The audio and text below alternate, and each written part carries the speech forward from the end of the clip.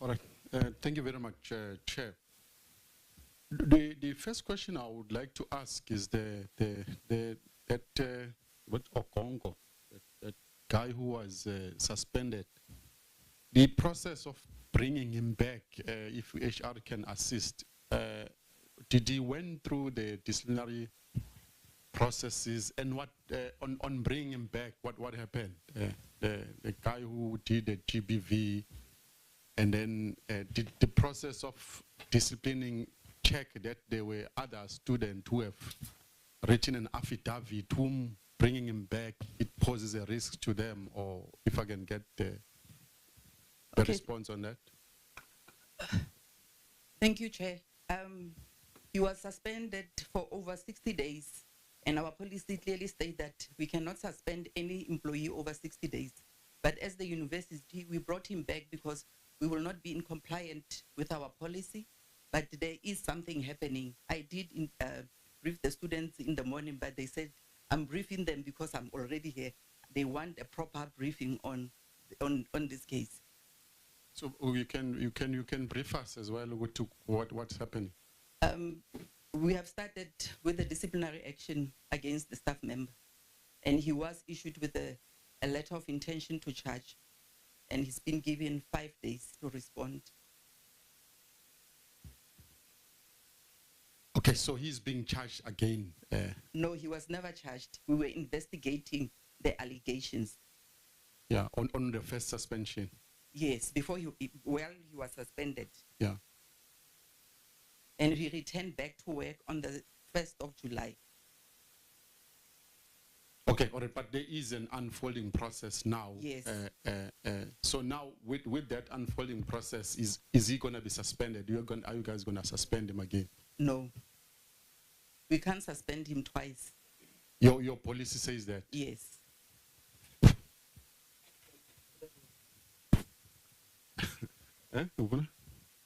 He has disrupted your chain of thought. I saw. I was saying you can continue with her on this, but when you move to the next one, we also have a follow-up on this one. But I see this one disrupted you. I don't know why you called you, wanted to disrupt you. Continue.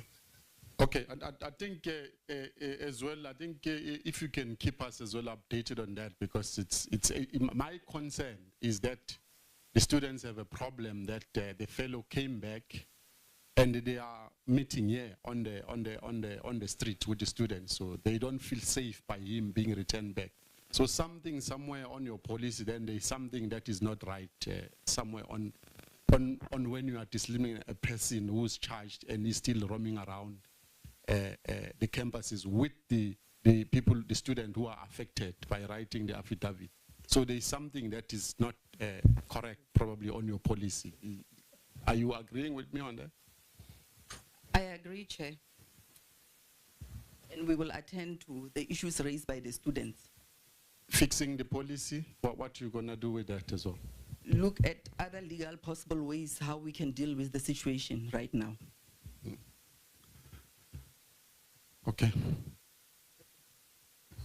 No, it's not okay, this one. So let's start afresh. So you're saying the person that you are now drafting the charges was suspended? Yes, Chair. For how long? Please stand up. Okay, that side is fine. For how long? For 2 months. From when to when?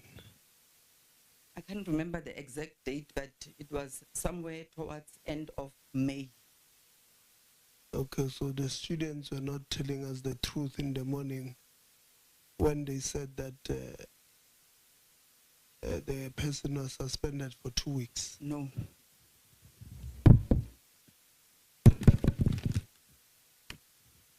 You are opening the... I'm checking the suspension letter date. Yeah.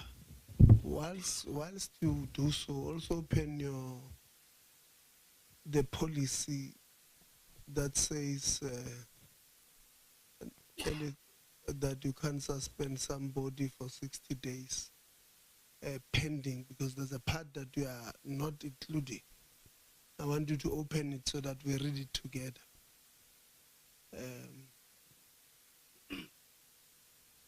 Because my understanding is that this labor relations issue is that you can't suspend a person for this 60 days without charging them. But if they've been charged, they can remain suspended for an extended period because now they are going through a DC. But you are saying something different, that they can come back even if they are charged, which I don't believe. If your policy says so, it's not, you can answer that. It's not. When the staff member was suspended, it's on the day of the incident, on the 4th of May. The SRC came to my office and I had to take the Vice Chancellor out of the MENCO meeting, and we suspended the guy on that same day.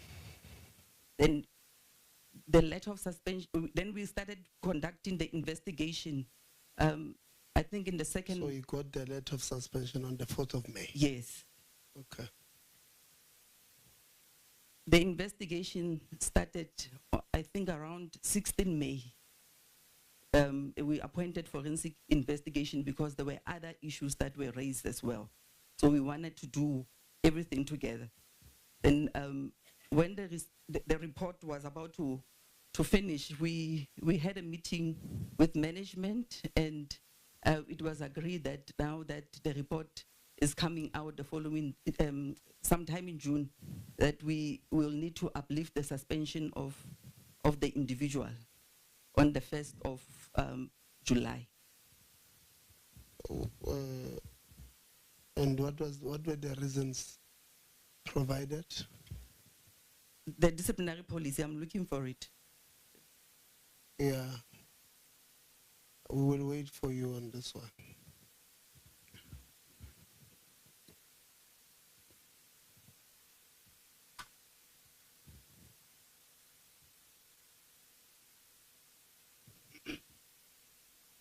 Who else has access to this policy?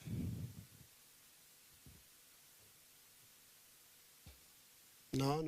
We did say that. I got it. Yeah, we're not in a hurry today.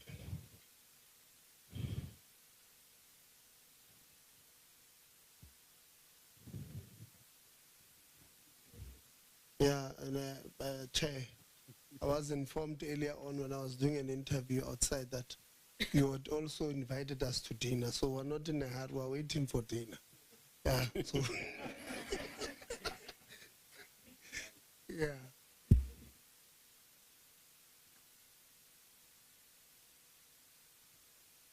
Are you winning?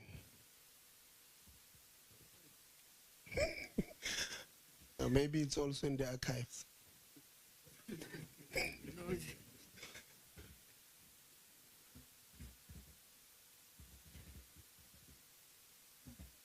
Come through, not with the policy though.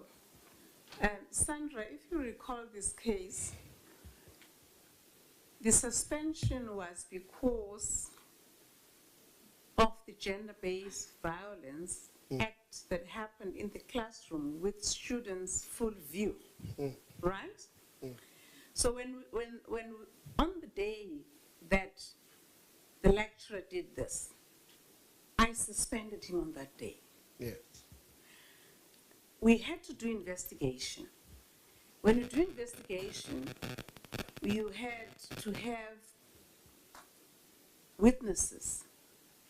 And the person who was the victim in the process pulled out, which weakened our case. I don't want, yeah, if he's saying he's the wife, he is. So when she pulled out, it weakened our case, and we were trying to get the information.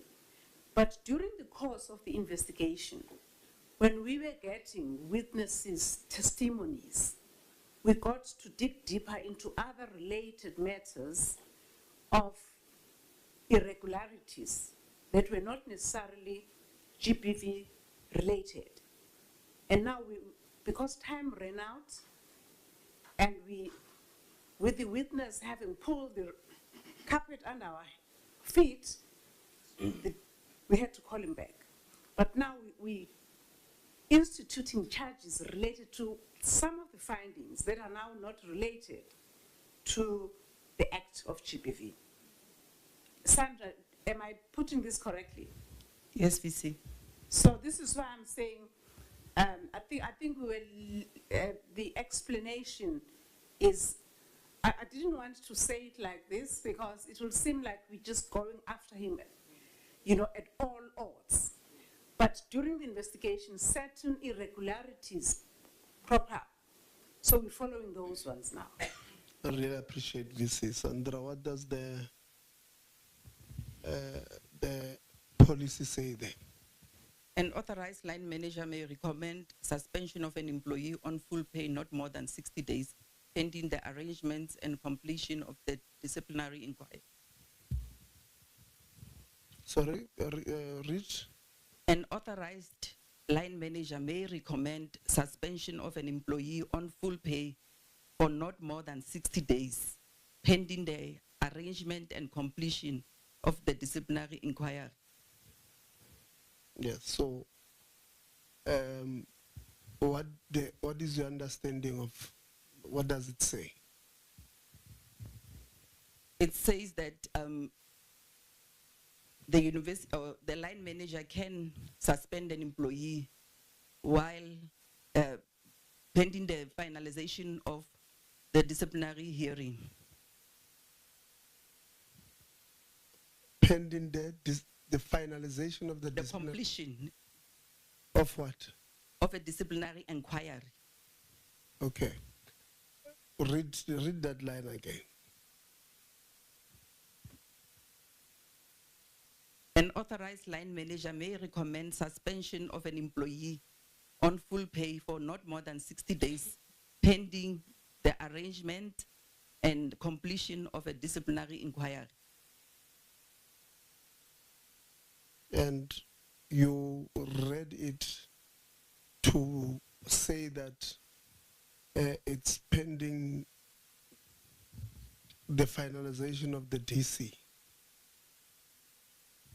Yes, Chair. That's what the police is stating. Okay. You don't have a legal person here from council?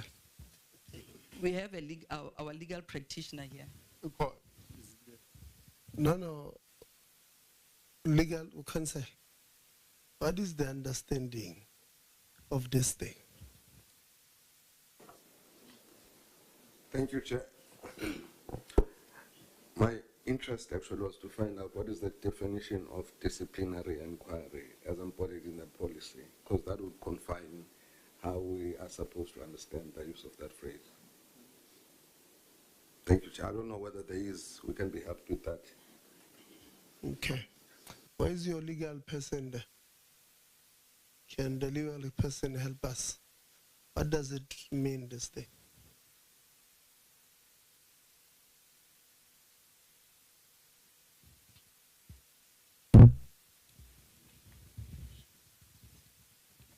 Afternoon, Chair.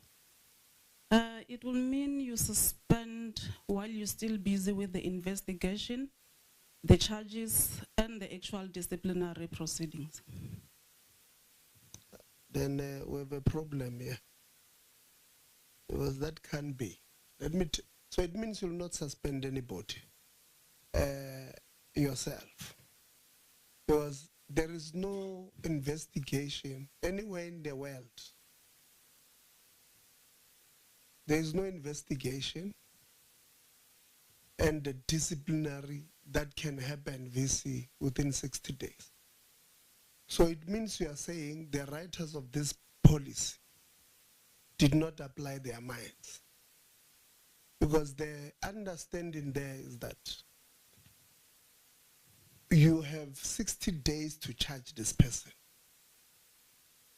In fact, that's what, if your understanding as a legal person of an institution is like this,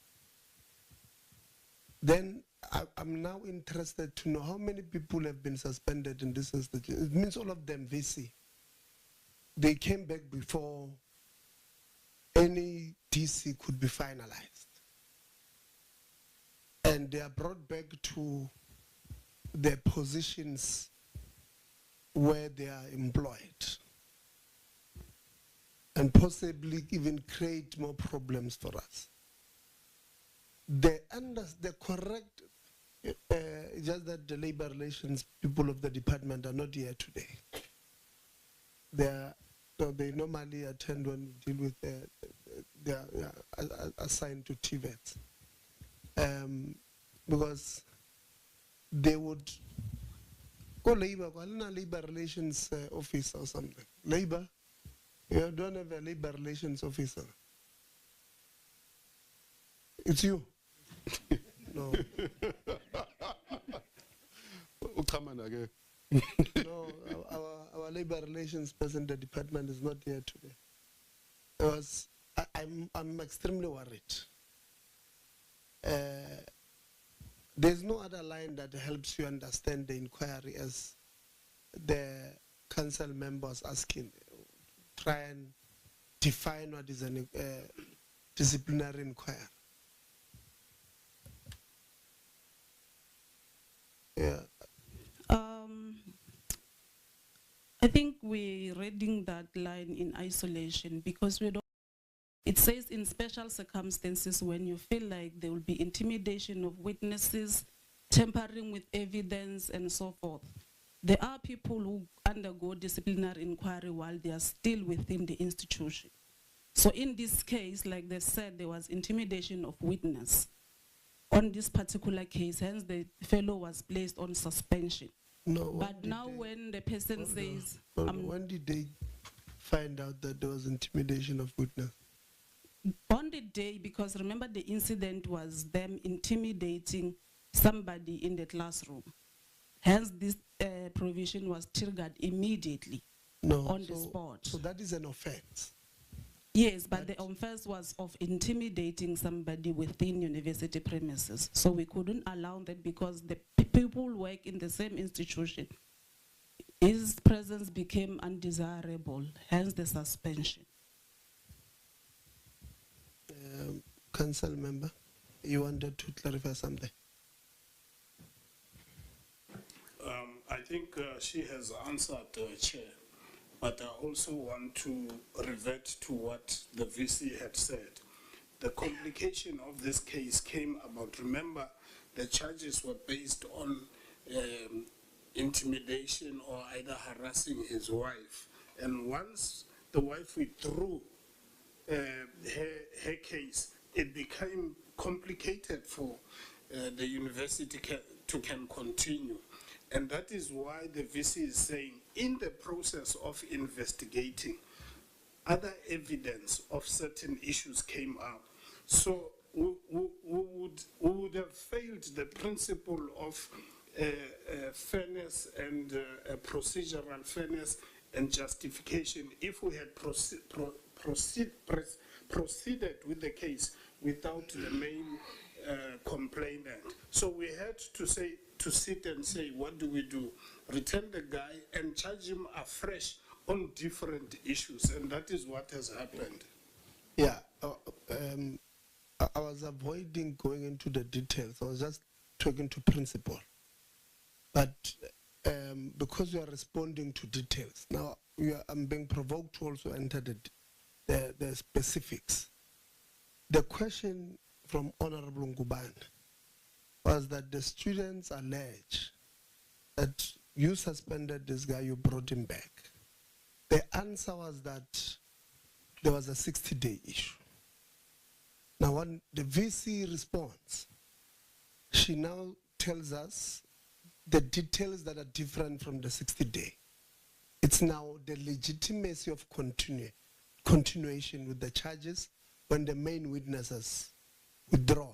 Even that part, I do have my own problems with it, because if you had the whole class having witnessed this thing and they've not said they are not coming back, they are not running away from being witnesses, bringing the guy back, then you are exposing these potential witnesses who are these students to this person who can intimidate this particular person. So the explanation, you see, there's 3 versions or 2 versions and a half. So it's the 60 days, which when we want answers on it, we are not getting the right answers. The VC says no. It's because we had lost the main witness. But because the terms of reference had included looking at things beyond the specific subject or event, there were other issues that were uncovered, and we are continuing with that particular or with the new set of charges. So for me, I've got a problem, but my main problem is not a case. I'm not necessarily interested in isolated cases. I'm interested in the principle. And the principle here is that your policy should be in line with the Labor Relations Act if it's about that. And the Labor Relations Act can say that if a person has not been, or the charges against somebody, the disciplinary cases against somebody, they've not been concluded in 60 days, they must go back to work. It's not there. Because what we are literally saying to us is that you will be so efficient that in 60 days, you will suspend somebody with immediate effect, like the VC said, on the 4th of May, and you will run procurement process so fast that you appoint a forensic or whoever investigators, maybe on the same night, same day at night. You are very efficient. And we know that that is not there, because you've got laws that governs procurement. And then those people need time. Well, before you go to even procurement, you must go to specifications. What is it that you are going to put on the advert? A week minimum. Advert, if it's on a speed dial, a week, 7 days. Appointment, briefing of the forensic company, and then giving them the list of the terms of reference. Then they then start the investigation. We're already in the 5th week. They get witnesses 7 weeks. By the time they have a draft report, it means the person will be back at work. If your understanding of this line is correct, legal, and I'm putting it to you, it can be correct. The correct, and I want to challenge you to go look at it. The correct interpretation is that if you have not charged them in 8 weeks, then that suspension becomes punitive. Then they must go back to work. Because it's your fault, you have not charged them. But if you have charged them within the stipulated 8 weeks, then they can remain suspended.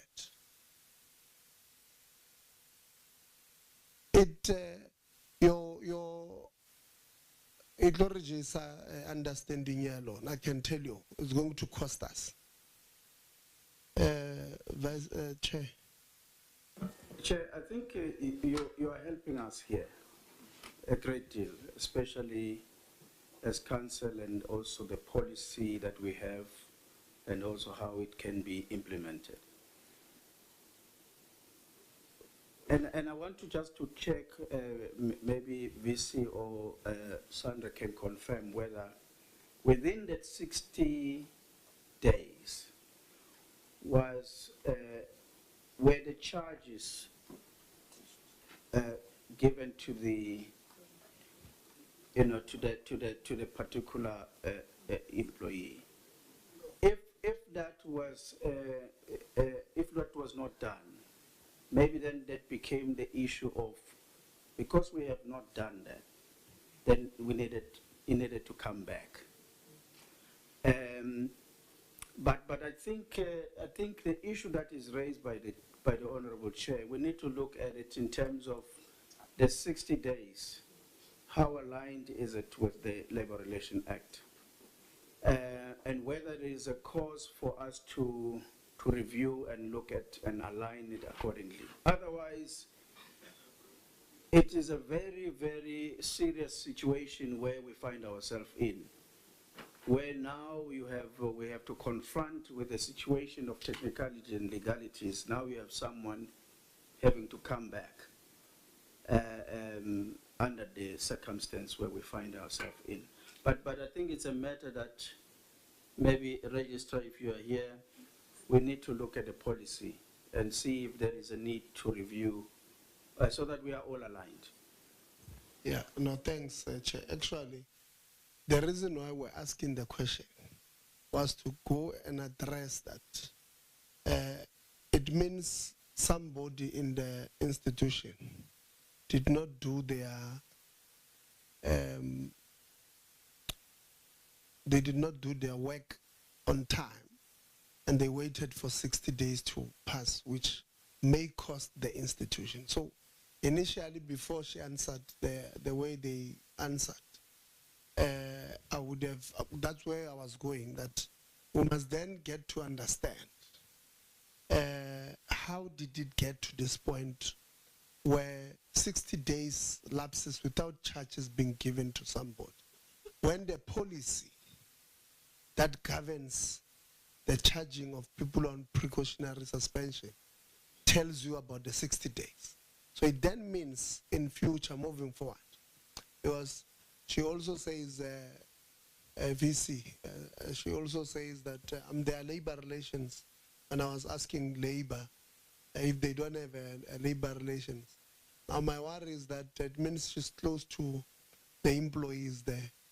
Now tomorrow, one of the employees will be charged, put on precautionary suspension, and I'm not questioning your ethical, I'm just saying sometimes it happens that if we don't tighten it, it means if I'm in charge and it's my friend who's been charged and I know they can come back to work if 60 days passes and I've not given him the charges, I'll create a situation where I don't charge them on time. And therefore, it's something that must be tightened. Because then we are going to have a culture of people of impunity, a culture of people who do as they please, because they know that there's a loophole somewhere.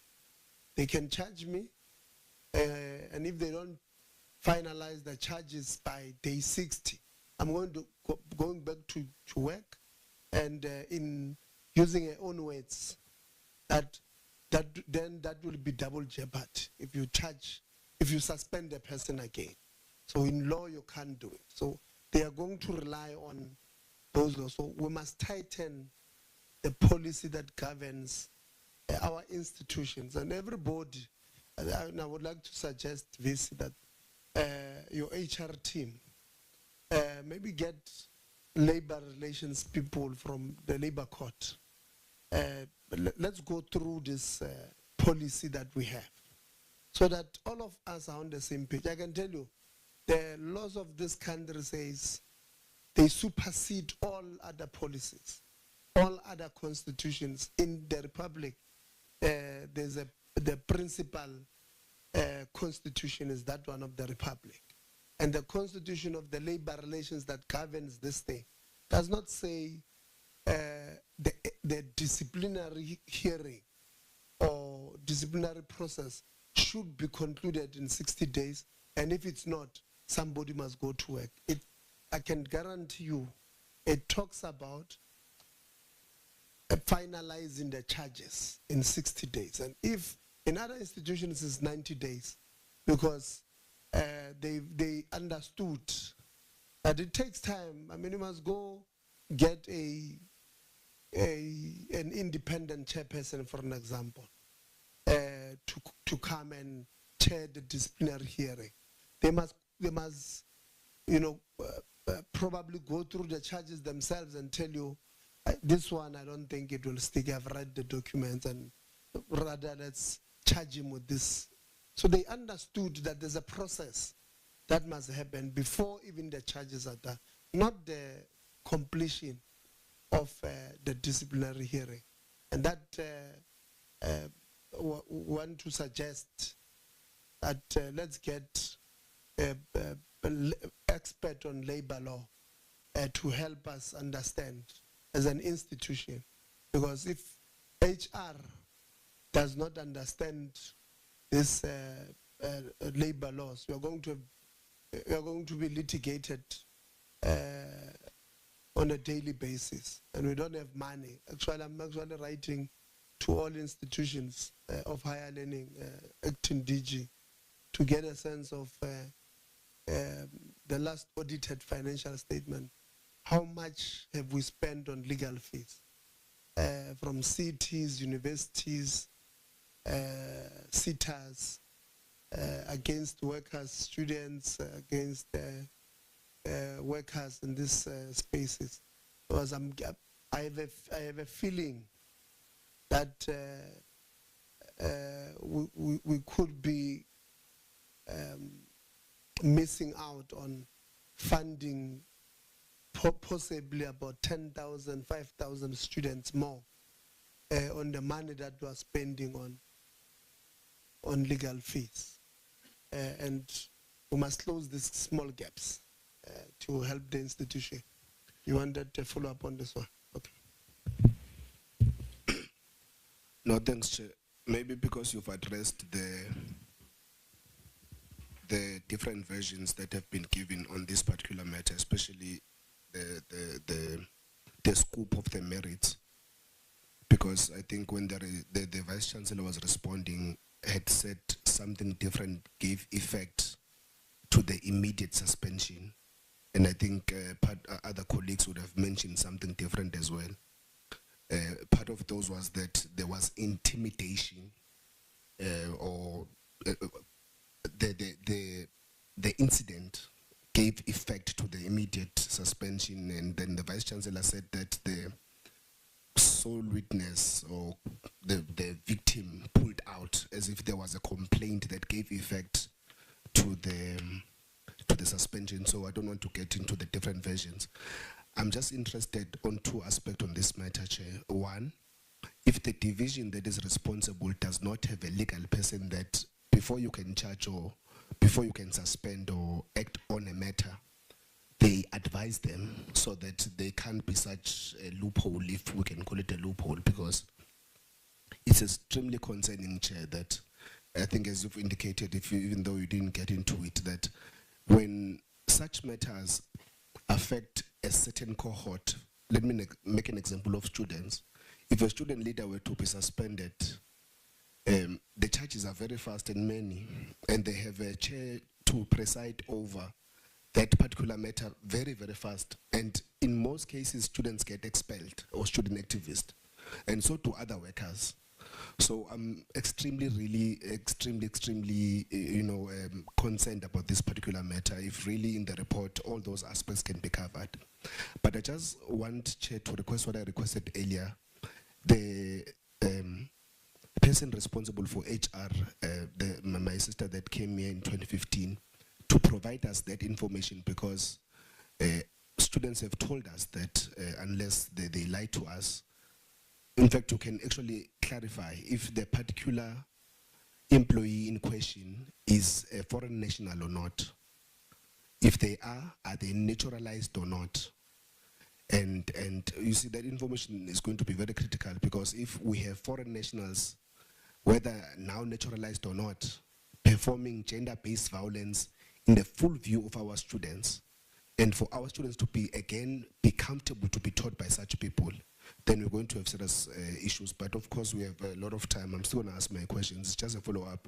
If you can confirm if the particular lecturer concerned is not a foreign national, if they are, just to confirm that on this particular matter, Chair. Thank you very much. He is a foreign national. Yeah, we don't have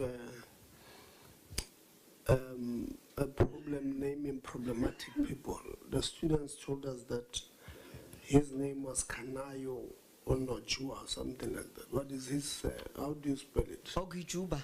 Ogujuba, yeah. Professor Kanayo Kujuba. That is the name of the person who went in a classroom, in a lecture room in front of students, and committed gender-based violence on a woman. And the verdicts are made because students said when they inquire, they are told that you guys in the leadership of the institution tell you to keep telling them that that is a domestic matter. They don't enter anywhere, which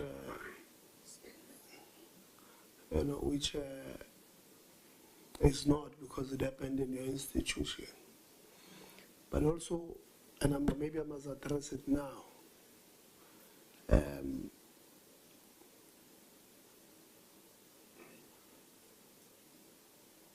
It's the fight against gender-based violence requires all of us to win. All of us must work together if we're to win against the president that already called it what is it? A crisis, a disaster.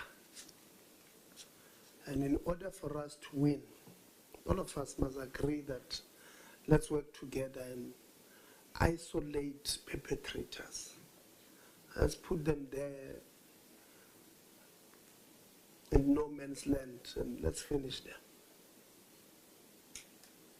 That's the only way. Because, okay, women must also help us. Yesterday I made an example, I made an example that some of us, we don't do lip service to this thing of gender-based violence. But in 2024, we adopted a case of this lady who was beaten to a pulp by the boyfriend. Beaten until she collapsed. She was woken up by a 12-year or 11-year-old daughter at the time, who was smart enough to call a friend of the lady. Then they took her to hospital. When she woke up, she was in hospital. When we first met her, you could not see the face. It was bad. She was beaten by this guy.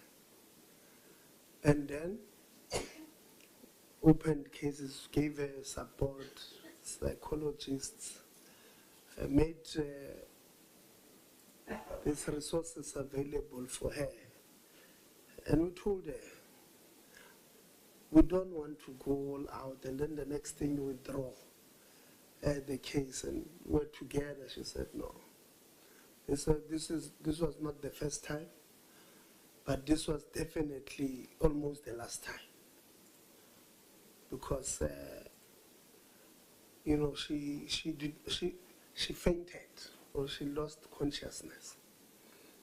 We went to court first, second, I think the third time.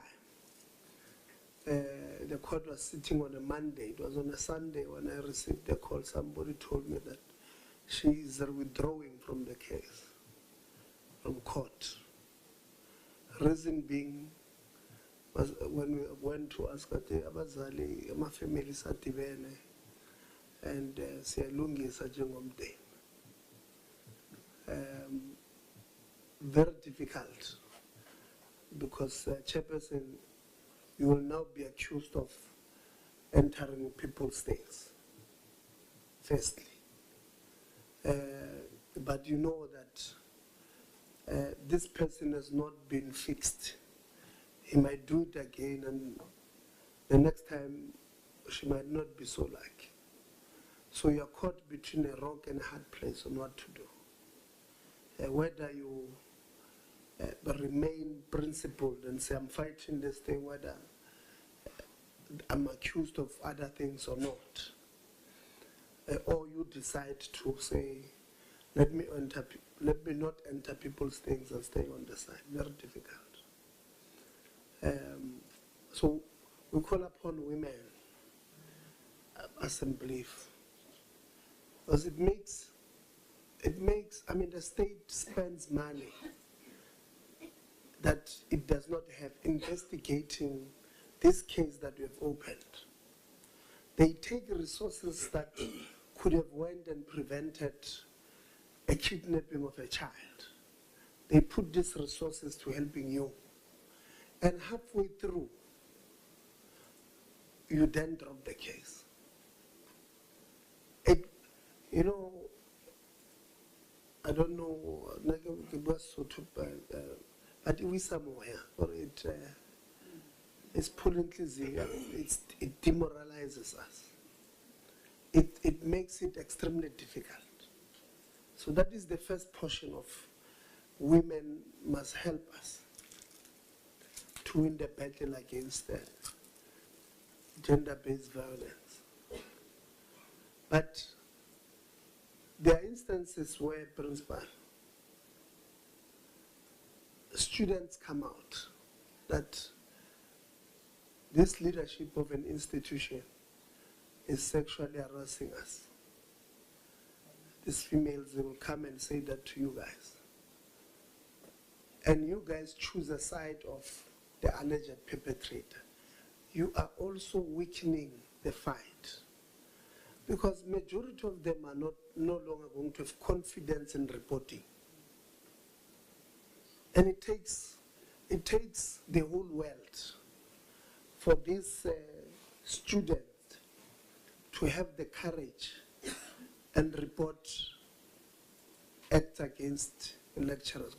I'm just making an example of a student and a lecturer. Or how bo dini bo ED, it's even worse. The deputy vice chancellor, it's for a student to come out and report against that particular person. It's almost impossible because of power dynamics in an institution. But when this young girl gathers enough courage to report, institutions don't act. They act on behalf of their colleagues. Last year it happened, we lost a young child, 19 years old, killed herself, committed suicide. 19 years. Family sent her to go to school. She must come back and change the economic situation at home. She's our only hope. She gets to university, some Popeye of SRC sexually harasses her. SRC, campus. This girl goes and reports. The institution does not do anything to this SRC because they are afraid that this SRC is more powerful than this girl. This girl is some quiet girl. No, let's leave her, she'll deal with it. Then she could not handle it. And then she says, I remember her mother doing an interview. One of the saddest moments I think I experienced last year. The mother says she wrote a suicide note. And on the note she says, this guy, every time we pass each other on campus, he would make comments, sly comments that, what wenzani? You know, what were you doing? Do you know who I am? You know, and then that affected him mentally. So these things, we must not take them lightly. Your employees, VC, even if you see somebody, if I see somebody stealing your phone, and you decide you are not going to complain, I have a moral responsibility to report that Dade Mahlalela is the one who took the VC's phone. It's my responsibility. It does absolutely nothing to do with you wanting to report it. I have a responsibility to do so. And in this case, the whole class saw an injustice to a female. And the institution says that the victim withdrew. You suspended this guy without the victim's views. You did not know what he wants, what she wants, or what she's going to do. But you did the right thing. A VC, and I want to commend you, you did the right thing there by acting immediately. But the excuse that we are now using later to say this person was withdrawing, that person was never there from the beginning. The case was never opened by this victim. Yes, if she was part of the process, it would have made your case easier. But it does not mean that if she's not there, there's no case. It means you're saying all those 120 students did not see this thing. They marched outside, they were telling us that they are afraid to go face this guy. What if because they've seen a monster in him. But we've never seen him like this before. What if I don't give him the right answer and he behaves the way he was behaving? So we're afraid to go to class. And there's a young female student. So a decision to withdraw, even on the basis of gender-based violence, needs to be looked at differently. Because those kids, they came there, they gave us a memorandum, Chair. We said to you, with your counsel, you must consider responding to them next week Friday. Never left till Monday, about two working days. I had to remind them, but it's not possible. Even next week Friday, it will be a stretch. But give them a response. But they are correct. We are unable to face this guy in class. So might have people who might not help us there. Honorable Ngubane. Yeah, no, thanks, Chair. I think we've picked up that there is a policy weakness, number one. And I think, Chair, you've mentioned the critical thing as well. Most cases that are reported by females to police station after something happened at home and they go and withdraw them, those cases fall away. But here there were even witnesses, Chairperson, who came and witnessed and supported this. And it's an incident that happened at the institution, not at home. So I'm trying to emphasize as well that withdrawal of a case, you guys need to look at that. Because it's an incident that happens at the university. It's a domestic issue, but that went outside of the home to the institution. So that, according to me, you need to fix a policy. That case was not supposed to be withdrawn. So that's what I think. And it seems somewhere there is a huge weaknesses in HR. For example, the issue raised by the union of staff that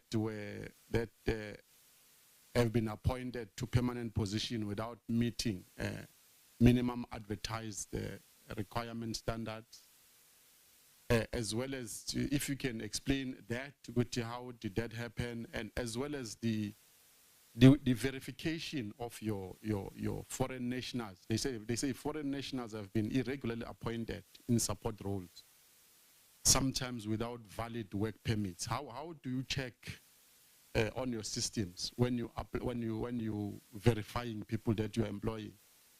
And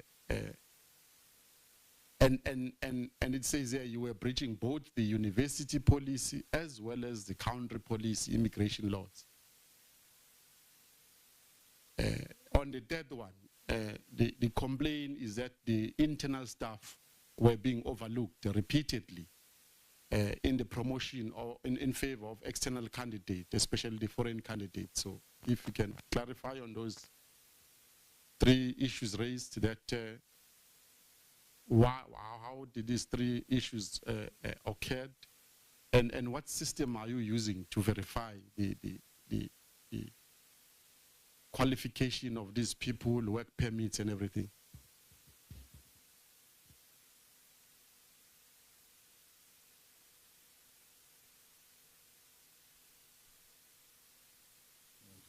Thank you, Chair. I'll start with the issue of contracts for 6 months. There is a trend of internal trend that the head of schools or divisions, they bring CVs to HR where they have already recommended someone, maybe for a period of 3 months. It starts like that. So on a temporary basis, and then when they see that HR has not completed its recruitment processes, they then request for extension. Then it gets out of hand from that point. So it starts encroaching as a temporary on a 3-month basis, which is allowed by the policy. And then the maximum is 6 months. But then I think that is where then we lose it. Yeah, that part. So then they have more experience, then they keep on extending until the person is in the system. Then when we advertise positions, then they are able to apply, and they already have a home ground advantage. They apply and they meet the requirements, then they are appointed. So it starts slowly, but it ends up big, and the staff members are then incorporated in the system in that sense. It's something that we have observed. The issue of verification of new staff members, we use MIE to verify qualifications. So that's the system that we are using at this point. I don't know what the third question was. Verification of qualifications, we do them through MIE. So the process is, once we sit for shortlisting, after shortlisting, we undertake the role of doing all the verifications and referee checks. So those reports are then submitted to the appointment committees to either read and analyze them if the shortlisted candidates are suitable for interview. So that is the process that we undertake.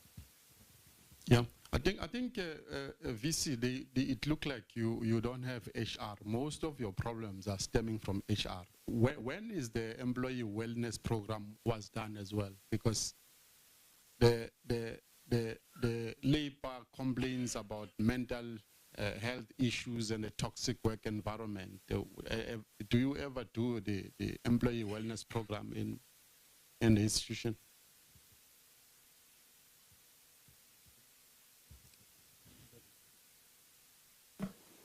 Honourable Member, let me just say we don't have that. What we have, HR HR colleagues correct me here, is we can refer colleagues to an external service provider. But what we must put on record is that we, in the process, thanks to a certain degree with the suspension of the substantive ED, HR, a lot of things have moved. We, including colleagues who are internally in industrial psychology to assist us in understanding the culture of the university through the surveys that are done, but also get to have a service provider that's going to do that, to ensure that we attend to the wellness, the mental wellness of our staff. So it's something that's on the cards. It's in progress, let me just say so, but we've started it. We have heard from HR submissions of getting on with that process through consultations with the committee. I think the HR colleagues may bear me out here in terms of the details, but it was submitted to the Executive Management Committee, wherein we got to look at the proposal and approve the proposal to get on track with having such a program. Yeah.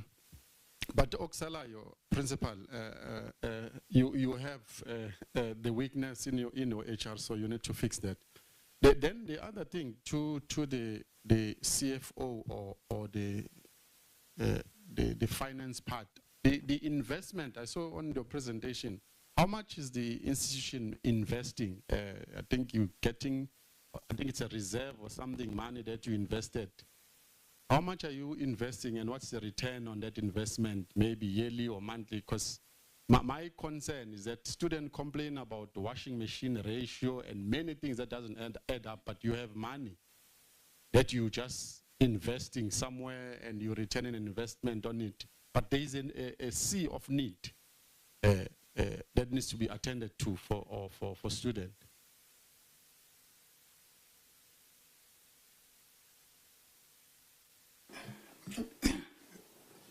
Yeah, thank you, honorable member. I think maybe for investments,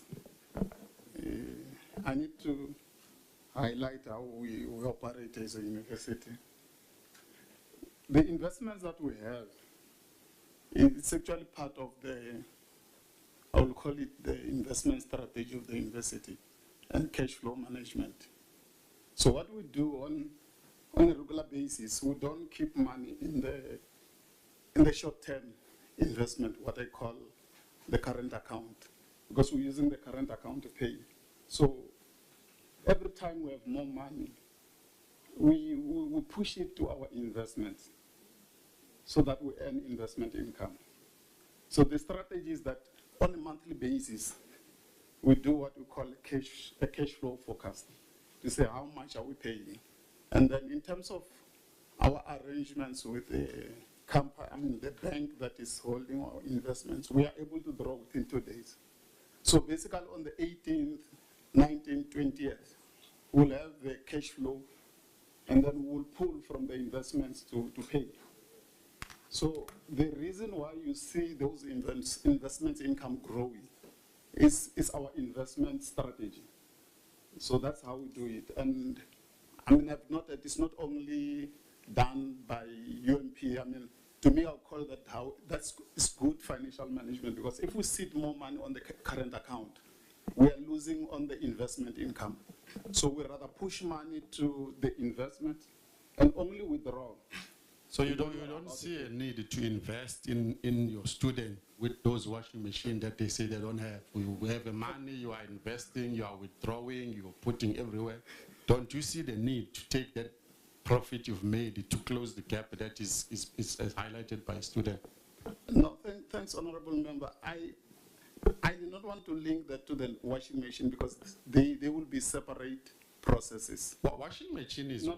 Washing machine is one. There's even a tutor. They said the lectures aren't enough. There are no tutors, so it's many. So don't you see that investment needs to cover all those needs that is highlighted by students. Washing machine is one of them. Yeah, to respond on honorable member, the money sitting in the investment does not mean that we cannot use to buy washing machines. I think the issue of washing machines, appointment of staff, the staff appointments, I think it was already been highlighted, is because we are not moving in terms of recruitment. And we're very slow there. So if we were moving there, the money is there. And I want to point out, I mean, everyone who's in the house will understand that when the money is sitting in the investment, which is available within 2 days, it does not mean that that money cannot be used. That is the money that we are supposed to use to buy the washing machines, to actually hire staff. But if the processes to buy the washing machines have not moved, the money will not be spent. If the process to hire the staff has not happened, the money will not be spent. So if those processes happen, the money will be readily available to be spent. So who's hogging the money? Who's hogging the money? Yeah, maybe let's do this on Ngua. Acting ED Finance. I'm assuming the ED of Finance is also on suspension. Same stories. That I think Labour and they spoke about. Okay.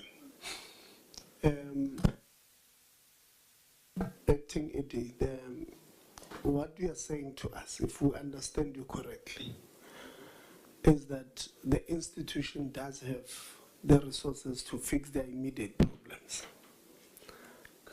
But the problem is the processes that we have put, or the capacity of those who are supposed to do so. For an example, the process that you have to identifying a problem at rest might be that you have a system where, what do you call those people, the RAs, maybe residence assistants, who must put information on a particular system. There's a university that was telling us they do that. Even though they don't deal with issues. Yeah. I think it was Fort Hare. Yeah. So you have somebody who can report if a stove in block 7 doesn't work. And then from this system, somebody must verify if the claim is true. And then that particular person will then take it to the rest manager or somewhere in the student services. And then after being approved by 4 people, it then gets to the operations division that then allocated to the right division, it might be infrastructure. So you are saying to us, maybe the problem is these systems that we have that makes it difficult for us to spend, but because you are a responsible finance person, you are saying, whilst you are still sorting out these problems, it will be irresponsible of me to keep the money in the current account.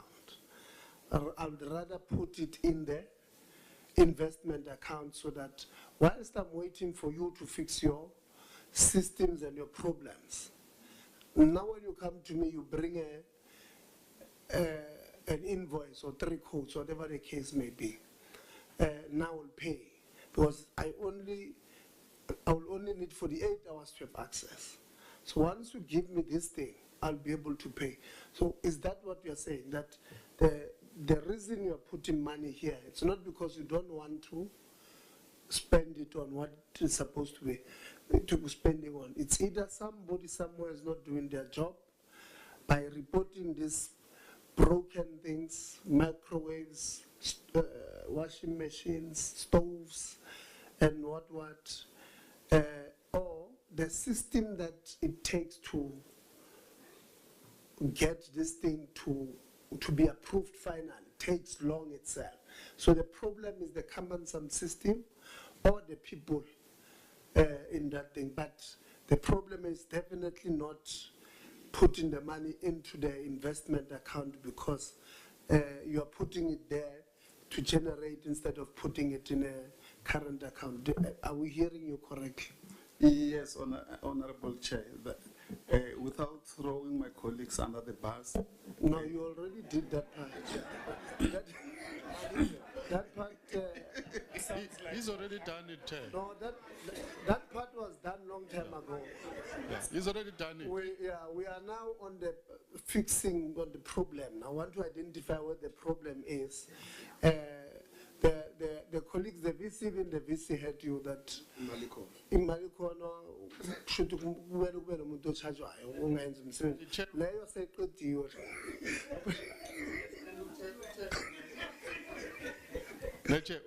He even said there is a problem at HR. They don't advertise. He said that. He said there is a problem at HR. They don't advertise to fill in the post, but imali khona. Yes. And he went on to say there is a problem of people who are supposed to buy a washing machine. Imali khona. That's what he said. Yeah. No, we have agreed. Yeah, we heard you. The problem now rests with VC. I'm worried if you charge people, they might be back again within 60 days. So yeah, we might need to start with the labor relation issues first. Honorable Sazana has got a clarity. Thanks, Chair and Honorable Ngubane, for according me your time in your time. Yeah, we may and you work together, Chair. So my concern, Chair, on this matter, and I think it's good that you are allowing us to have follow-ups. At some point, Chair of Council, me and my chair here were in the University of Fort Hare. We were just a two-man show.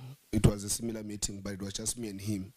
Our meeting there ended at 10 night, and there was no issues of that we started at 1. We started at 9, 10. So we do have the what to call the stamina to deal with issues.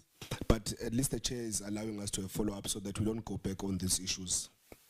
So on this one, DVC planning, I know the last time we heard your voice was in the past.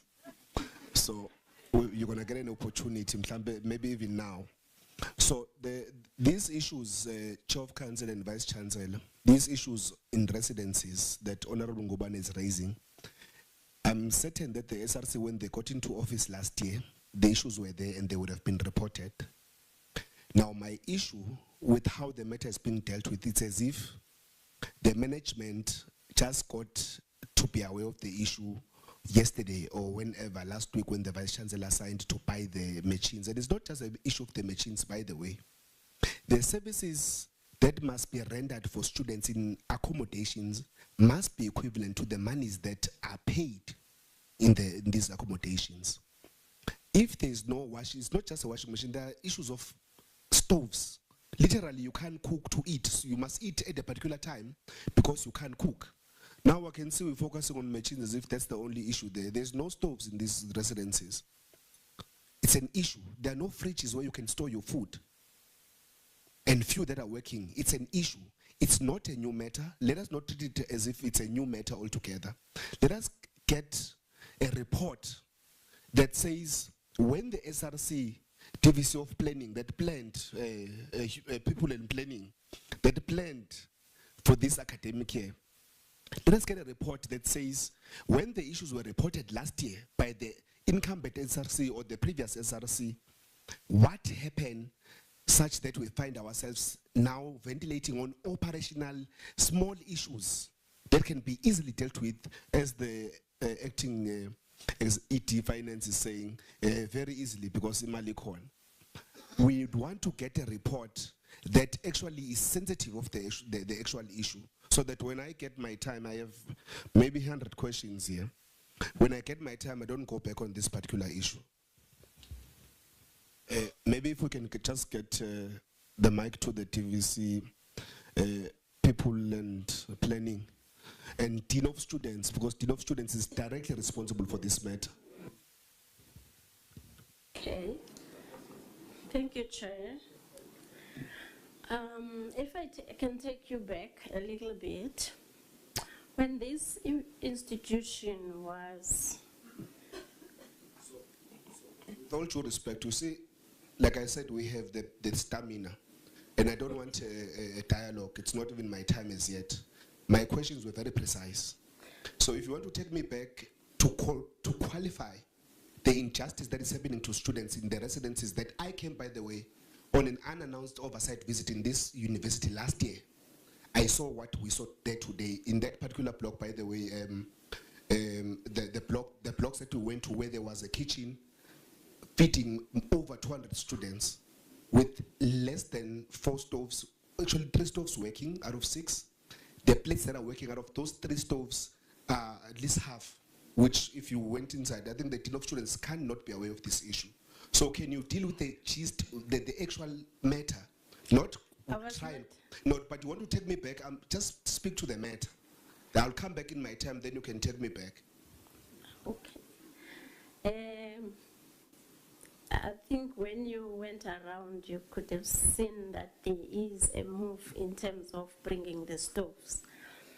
But our residences were not built to cater for stoves. Only one residence, which is building 13, that was built to cater for stoves. That is why they had to build a kitchen to cater only for those students who were self-funded. What I came in and told that, it was told that this is a catered university. That is why there's dining hall with 700 seaters. There's another one with 250 seaters. Because the vision was to encourage students to go to the dining hall and eat healthy food, not to cook for themselves.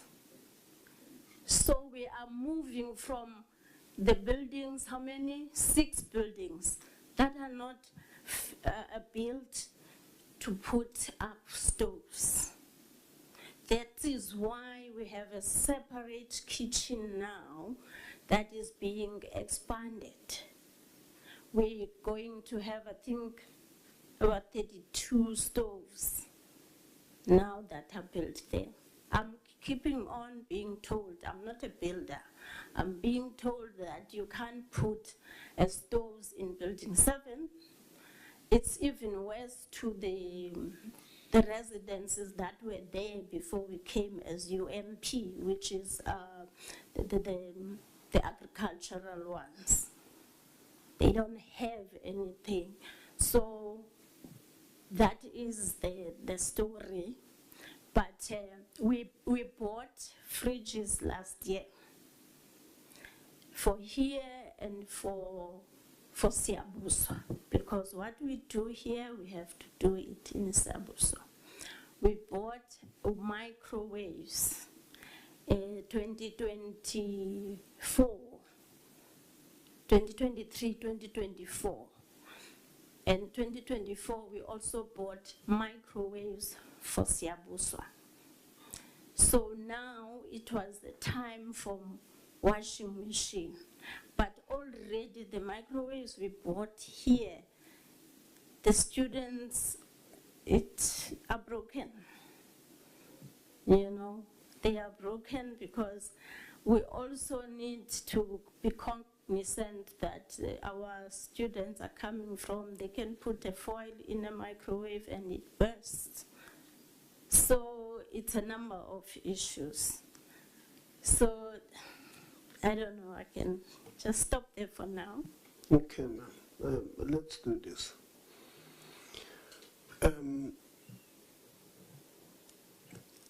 Why are you not doing the catered thing? The rest were built for catered rest.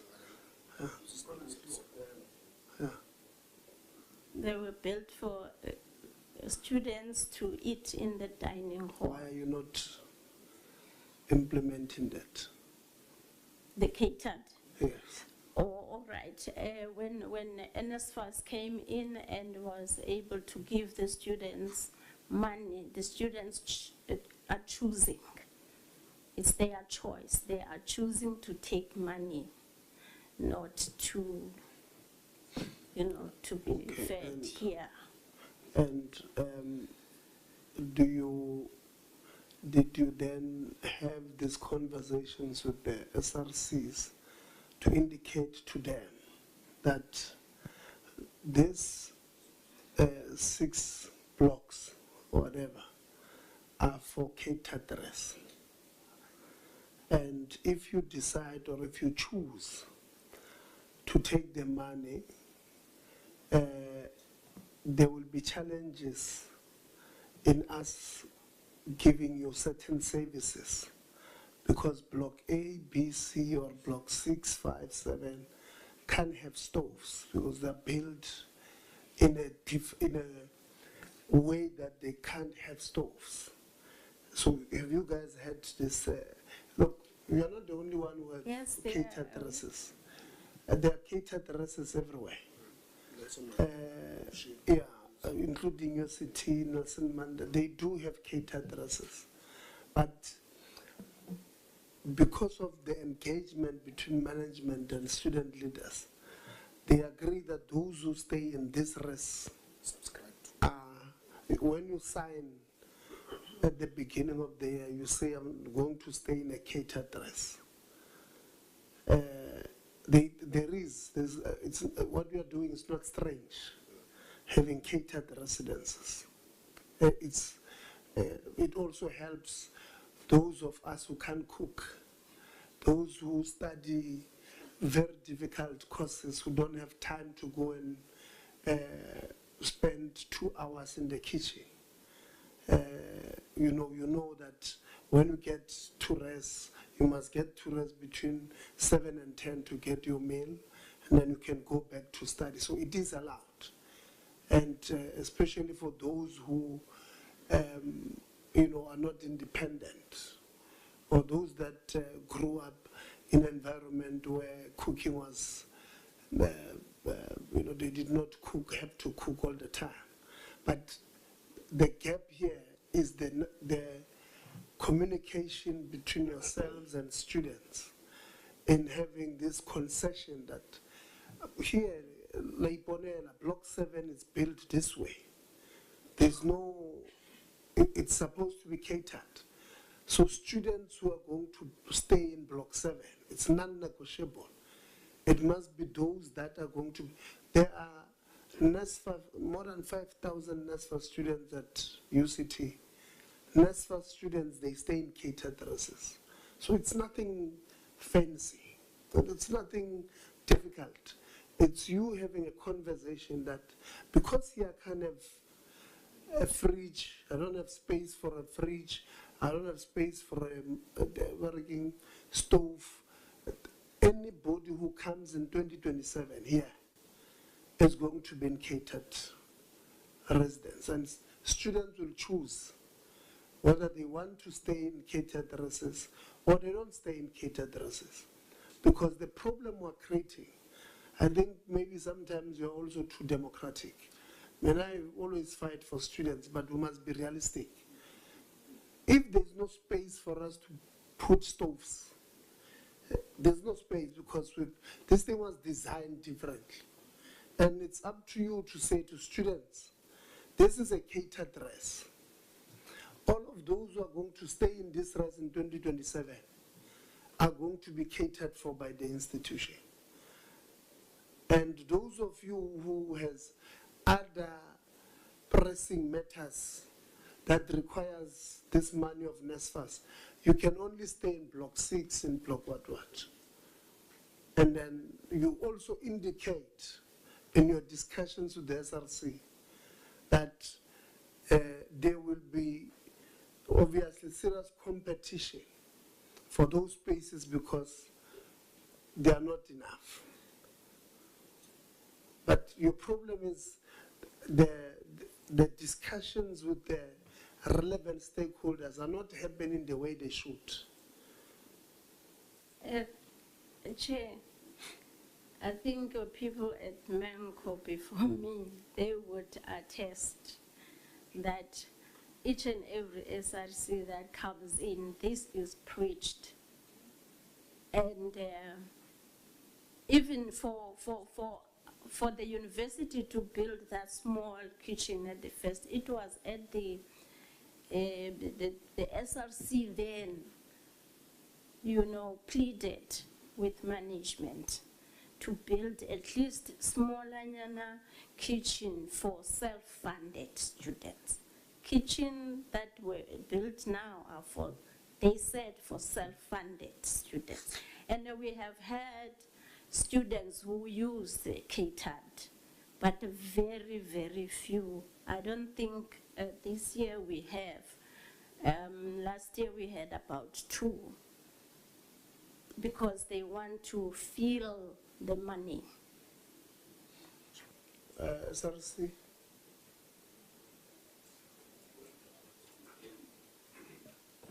Thank you so much, Chairperson. I feel like you have covered what I wanted to say, because I wanted to talk on the fact that they're saying we have a catered working. We have the tuck shop, yes, of which is expensive. So this small is 3 rands. We are NSF students. We cannot afford that. They're expensive for us. A plate at the dining hall is 48 rands. A plate. 48 rands times 30, it's 1,450. I get paid 1.750. I have to buy clothes on that money. So I cannot afford to buy a plate at the cafeteria, right? And then, Sham, honestly speaking, it's my first time hearing that the kitchen is for self-funded students. I don't know about that. Since I came to the institution, I don't know about that. So I don't want to talk on things that I do not know. So, as we've said, build the old res building 7, block building 1. We all use that kitchen that we showed you. We made sure that you see that kitchen, because we've been trying to address these issues, and we are not getting any assistance. In case the previous SRCs, they've addressed it. I feel like the previous SRC could have told us maybe, well, this is not your kitchen, it's for self-funded students. So why are we supposed to cook? And we don't know that we have to choose the fact that I want my NSFAs to cater for me, the institution must cater for me, or I choose to cater for myself. Even if I chose to cater for myself, where will I cook? Because the kitchen is very small. Thank you. Yeah. So the conversations are not happening the way they should. So the catered dresses, they don't include the cafeteria. The catered dresses, what normally happens is that the institution, when NSFAS, if you stay in a catered dress, NSFAS puts your allowances to the institution, and the institution will give you a portion of that money for your personal care and this and that. But the institution with that money cooks for everybody in that catered dress with the money of NSFAS. So if you decide to go to the cafeteria, that will be on your spare change to go buy the 3 rand leguinyana. That will be outside of the catered dresses. So the institution VC, and I think you might need to have a student in Bezo here, so that you bring all students into that beautiful building we saw, the Great Hall. Is the Great Hall, the new one? Yeah. It does not have a name. Must give it a name. You know, because we're in Mpumalanga, you might give it Solomon Mahlangu Great Hall, something, but give it a name. It's big, it has 1,200 capacity.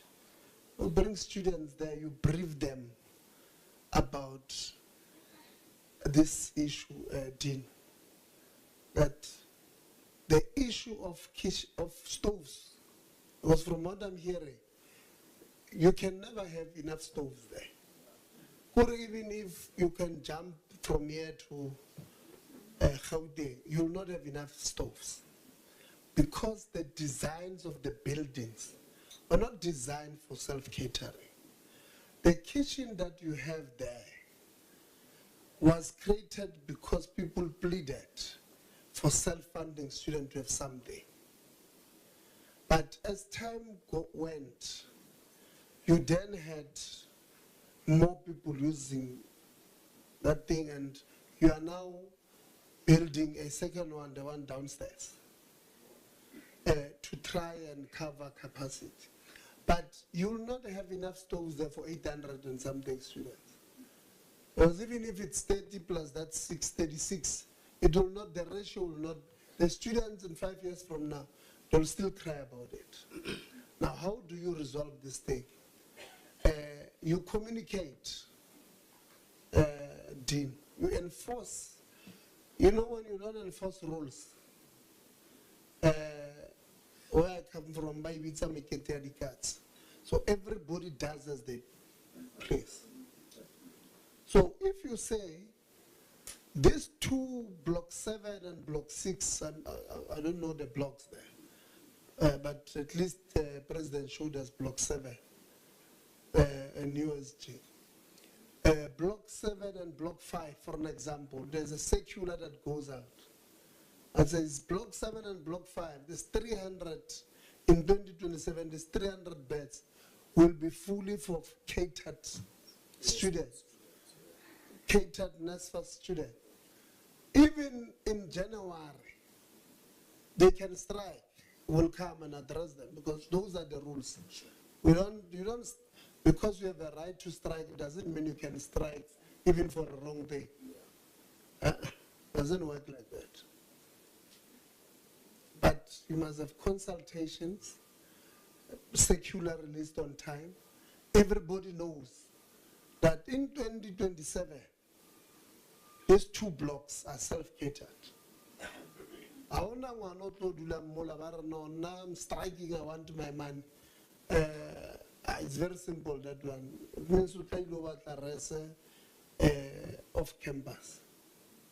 But anybody who stays there on these 2, they know. Then you release the burden on the 36 stoves or so. That,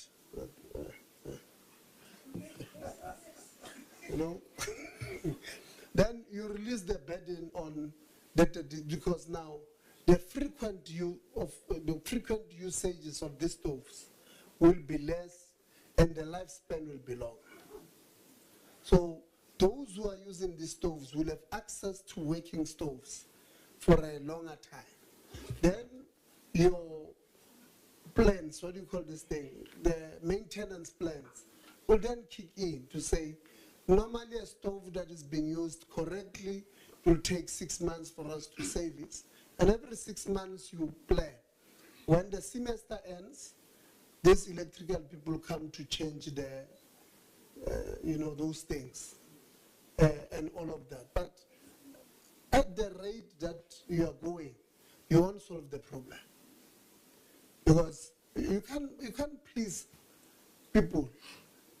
You must adhere to your laws, your legislations, your statutes. So those are the things that must guide you. To say, students, I'm going to meet with you. In any case, you are going to. They are going to elections next month. You wait for them to finish with the elections because I don't want you to disturb them.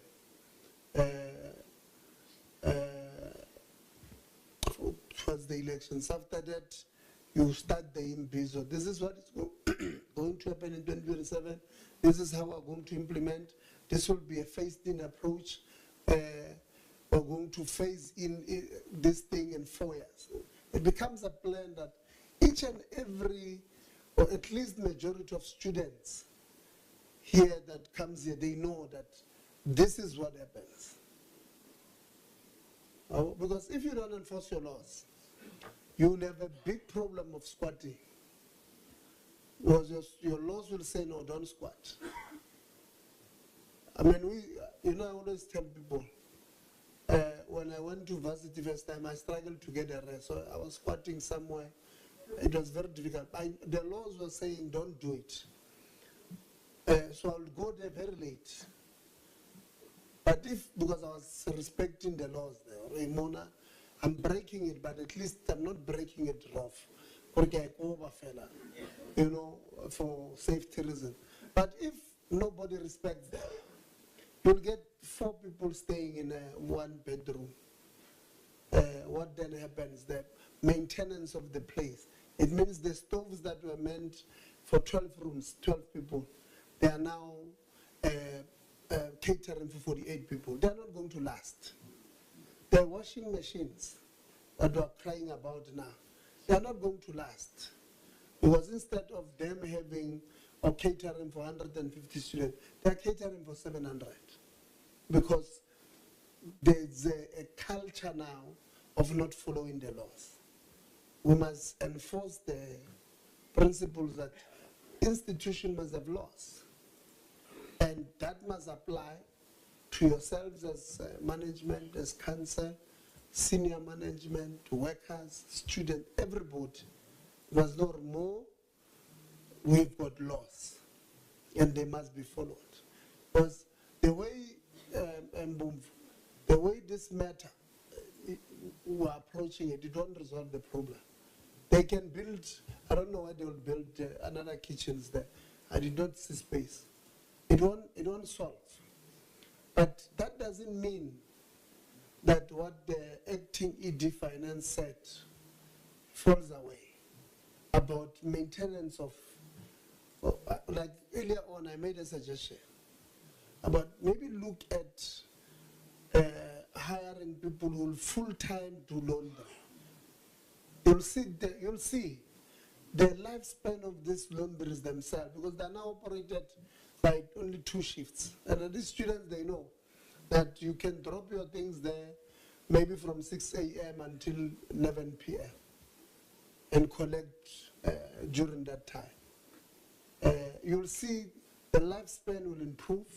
The area there will be very clean. The machines will last long, because now they're handled with care by somebody, or only 3 or 4 people who will be working in those stations. So the leadership aspect of running this thing still needs to come through, but the principle is let's adhere. I'm sure that these students, we spoke to them outside. They are not unreasonable. If you sit down with them, students, and we were students ourselves. Msazana was very naughty, but he would understand when leadership speaks to him. Even when he was almost expelled for being naughty. We had to go speak to the Vice Chancellor, please, this thing might be a bit harsh. And then when we spoke to him, he listened. So students might be difficult, or might seem difficult, but they're not unreasonable. But if issues that they're raising are not listened to, Chair of Council, you are going to get them refusing everything and anything that you bring, because your relationship with them is that is a hostile one. So let's fix the small things that we can turn, and you'll see things will fall into place. So, Chair, maybe before you've covered the greater aspect of it and a way forward, which I agree with, on your time, Honorable Ngubane, I just want to address the attitude, because the question I had raised to yourself, to those students, was not responded to. And the attitude is what the Chair is addressing at the last part of his advice. advice. It cannot be that you're not providing solutions and you are almost very casual in how you respond to the matter. The fact of the matter is that it's not a new matter, is what I'm raising with you. I'm putting it to you that I saw with my own eyes last year that that was a matter. And even last year, I'm glad you are even saying you are guessing that maybe only 2 students were catered for last year, if any. So it means you've left students, you've neglected students in conditions where you have not provided solutions to their dear, let me just say bad conditions rather. You have not provided solutions till to date. That is my problem with how you're responding, Dean of Students, because the conditions remain. So I would really want you to take accountability, and whomsoever is supposed to take accountability on the matter, because this tendency of not taking accountability is something that we're not going to allow. I would repeat, the students pay money there, and the services they get must be equivalent to that money. How you do it is entirely up to you and your policies. In fact, Chair, I would even suggest from the suggestions you've made that even in as far as microwaves are concerned, you can, as a Department of Housing, or I'm not sure what your division is called, put a clause that says we will not replace a microwave in 2 years if you break it, for making an example. But you make your own rules. But to say we bought them in 2023, therefore they are broken, is not our problem. But you have not put in measures to ensure that students know that they are accountable to the material or facilities that you bring to them. Is you and not doing your job. But you can't then say we neglect students, but we'll keep taking money from NSFAS. That is my problem. Thank you, Honorable Ngobane, with your time.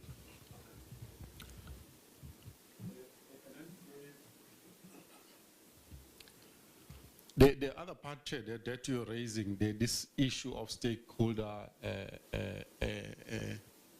engagement as well, it shows that it lacks. When you said he must bring the students somewhere and speak to them.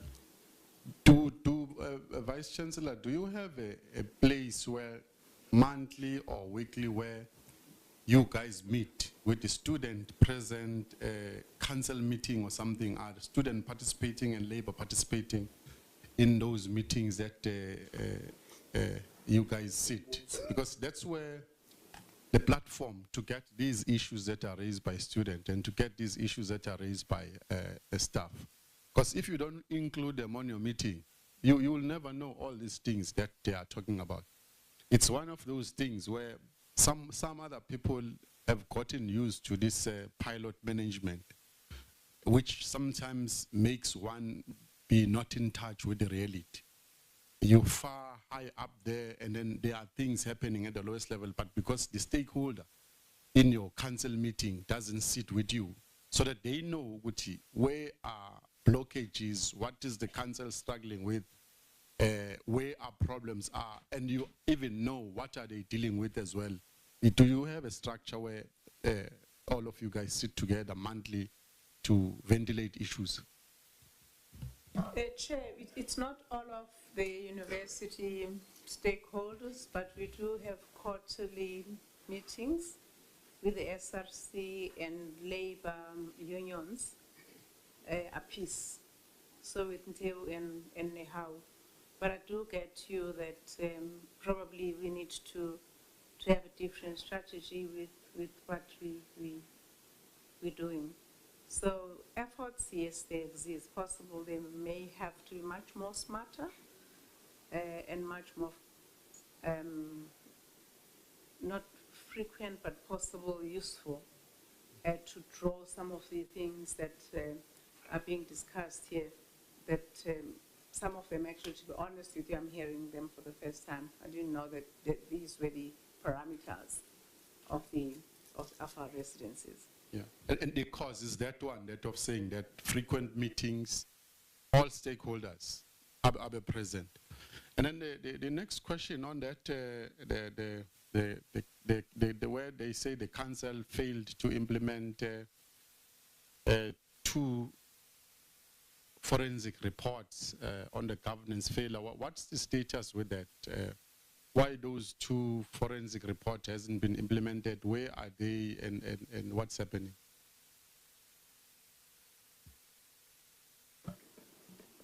Maybe I can come in here, Honorable Chair. Especially the last report, because these two reports, they talk to each other. In fact, the last one has gone into details, but coming from issues that were raised on the first report.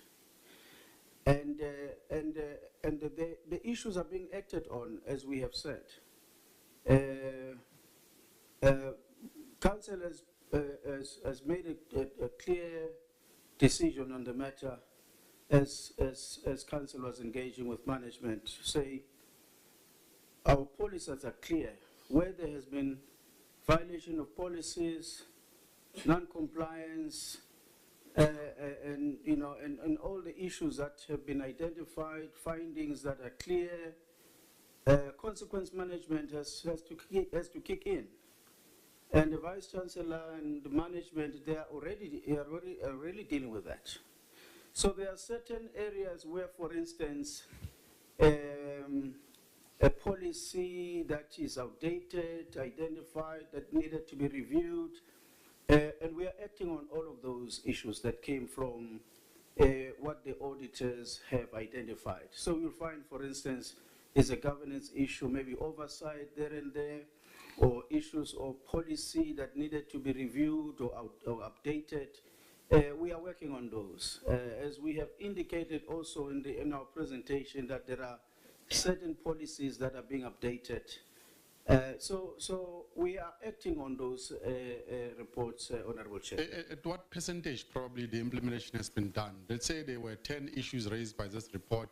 How many, if we can sample to say out of 10, 8 have been implemented? Because the perception is that there has been a delay in implementing, in willingness in implementing the output of that report. Out of, let's say, 10, how many issues have been implemented? I think here it's VC. Can we, maybe you could also, because the report identified certain areas that will fall within the area of let's say, council insofar as policy issues where we needed to review, and we are acting on those. Where, for instance, there are issues that are operational, that requires management to act on them, largely the issues are HR related issues, and management is actually dealing with those. Yeah, so I'm not sure, Honorable Chair, whether I could say in terms of percentage, but I know that we have taken those reports seriously, and we are acting on those recommendations that are there in those reports. I don't know if you see whether you may want to come in terms of some of the issues that are more operational that came from the report. Yes, Chair. It's, as you've just said, Honourable Member, largely HR matters, and we have grouped them into policies, and with the policies, because the custodian of policies is the registrar, we have had workshops with management and extended management in terms of how to go about, should I say, cleaning up policies and linking them to the delegation of authority. So we have done that. We have had accountability, the great number of it lying on colleagues that are responsible. So we're working on those matters. So it is, let me just say, we are working on them. And if you look at the recommendations, there were also not recommendations that I can say were specific, and of course you don't expect a recommendation of an investigation report to be there. We've had to draw action items out of them that we are dealing with, and hence you learn of consequence management that's happening, but also learning of the systems that we're getting into in terms of the report, in terms of setting up committees that are looking at policy review, and we've also looked at as management at just as late as possible, about 3 weeks ago or so, looking at decentralizing budgets, because some of the challenges that we have had as a university is because of too much of the centralization of the budget, which, although they're not necessarily HR, but we've had to source out from the recommendations what actions we've had to do. So we're not certainly sitting on our laurels about this. Okay, I think labor, is that your understanding that things are moving on that report? Because according to your presentation, the no movement. Is that the movement that is happening? No, as it was earlier stated, Chairperson, is the break in the communication, because once the line of communication are clear, was majority of these issues that have been raised, we are the initiators of them. We are the complainant that we've requested that they do that so that they can have conclusive evidence that indeed what we are alleging is true. But the pace in which this is being resolved, it's very slow and it's frustrating. That is why our presentation is drafted in the manner in which it does. If that pace can be accelerated, it makes our work a bit easier than it should be. Okay, all right. Deputy Chair, I think I'm fine, yeah. Thank you very much. No, so I'm still waiting for my coffee and the chair's coffee. So I haven't started my time. I have many questions. Now, what might save management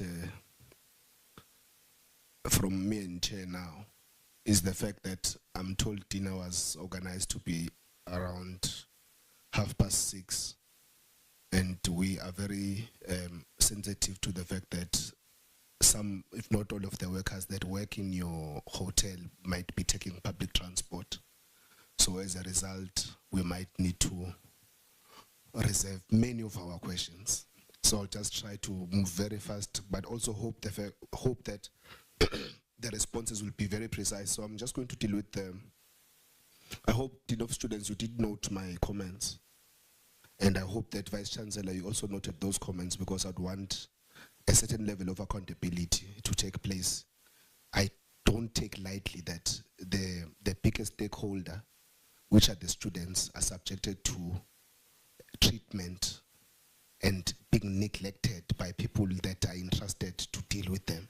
So I don't take that lightly.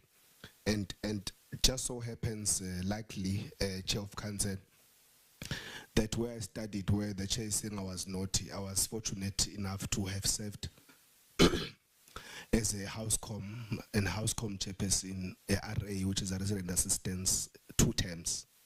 Before, at some point when I was doing my honors, when I was suspended, came back to be voted by a majority of the students of UKZN, 44,000 plus, to be the Secretary General of that university. So I would have served in council, in ESCO of council, in FinCom, and all these other committees there that are very strategic, including Senate. So some of us are very passionate and understand the institutions, as it were. But I'll try to be very precise. I have an issue with the clinic matter. I did not get the response on how it was resolved. If Dean of Students, I know it's still your division, if you could just advise. I won't ask how is it possible that it's happening. I would want to know what is the way forward in terms of that. No, we're just finishing Kubana's time. We have just shortlisted for the additional nurse here at Mpumalanga campus. SRC, did your president abscond as well, our meeting? Did he escape? Because No, actually he had some issues that yeah, he didn't report, so it was fine. Yeah. Can you tell us? The president said that there were short listings, and you've been told many times that there's short listings people are being hired for the clinic. It's true, because the last time we asked, they were saying they were conducting interviews. When was that? Do you know, or can you estimate? Because we started singing about this issue early March, immediately after registration.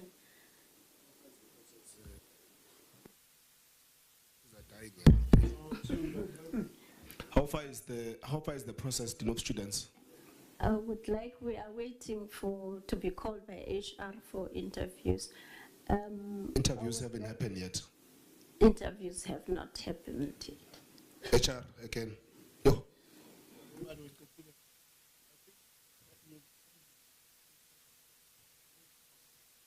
We don't have HR. Don't answer. Vice Chancellor, can we please get a report on this very, very crucial matter? Our students get sick almost every day. Like I've indicated that we were exposed to these things, so we know it. So could we get a report when you write to us?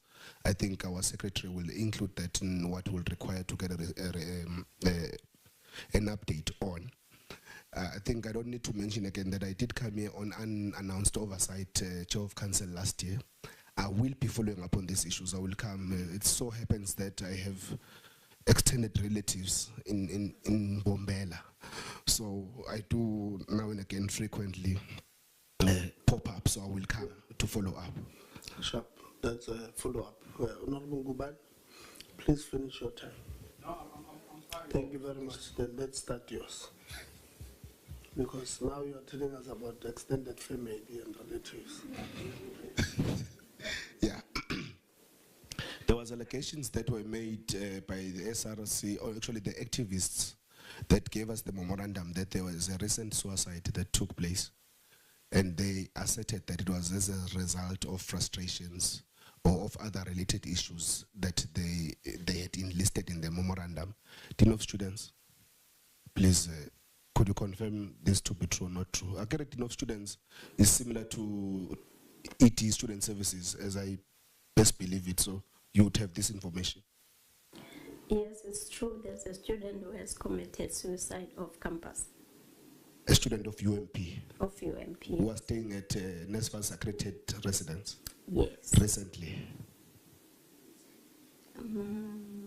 No, he started in 20... No, I mean, the incident took place recently, the unfortunate incident. Yes, the funeral is this next weekend. Or may his soul or her soul rest in peace. So you haven't established the issues around it. It's still a sensitive matter. You're going to look into it. Yeah, the police are still looking. Okay. Okay, I would have addressed the issue of the expensive cafeteria, or it would have been ventilated.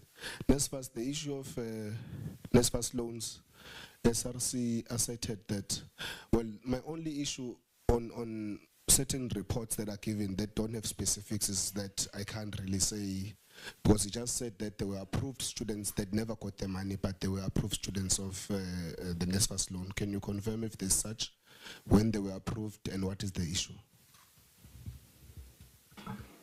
Okay, thanks, Honorable Msezan. With regards to loan funding for 2026, indeed we've sent the list, we've shared the list with all institutions of all students that are eligible for loan for 2026. However, the delay, Chair, is that we had a back and forth between ourselves, NSFAS, DHEAD and Ministry in terms of the policy, but the policy was then sent back to NSFAS. So we are now trying to align the policy with the loan agreement form so that we can be able to share that. But immediately after we have accepted the memorandum, I contacted the colleagues in Cape Town to find out how far they are with the loan agreement forms and the other documents that we need. So we're told that they are prioritizing that. Latest should be next week on Friday, where they will be able to distribute the loan agreement forms. So that's where we are, Chair. Thanks. No, thanks. I think you are lucky because we are meeting yourselves next week, so we would really require an update on that, and we're hopeful that what you are saying is what is going to happen. TVC, not TVC, man, Dean of Students.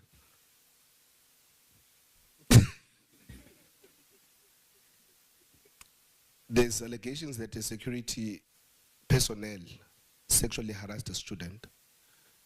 I think if it was not the SRC that said that, it would be the activists that met us outside. Are you aware of this? Was it, maybe before you, SRC, was this matter reported? Thanks, Chair. I think the President reported this matter to our security team or housing. I'm not sure, but I'll ask him. No, then the Dean of Students will know it. Dean? I'm not aware of it, Chair. Okay. Yeah, but if Dean of Students, if this case was reported and you're not aware of it, then I think we'll have more issues, because I will be writing or will request in writing that we find out if it was reported and you not aware of it as the Dean of Students. So, yeah, I think we'll deal with that at that. I think on the issues that have been ventilated by the SRC, well, I did have one issue that I had included on this matter. The one of library, TVC academic. I haven't heard your voice until, or since that time when I was speaking to you about my academic issues. The issue of the library is a very concerning matter to me. Could you comment? Why is the limitations to the use of the library? Why is that the case? Why does the library not open 24/7? TVC academic. Oh no, any TVC that knows then. Honourable Member, thank you for the question. The library resorts under research, innovation and internationalization. This matter has been raised 2 or 3 times every year, and every time there's feedback to the SRC on the matter. The latest one was in May by 2 separate SRC members.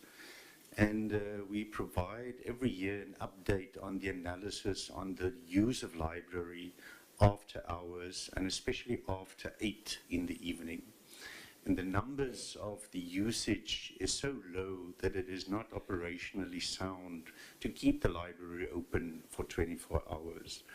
It's also based on access to e-resources, other computer labs that are available to work in that are open 24 hours because of student access cards that they have. So it's not literally just about the library being open 24 hours.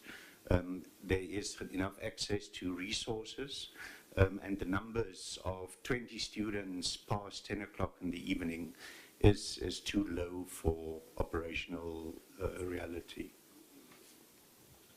Yeah, so so TVC research, yeah.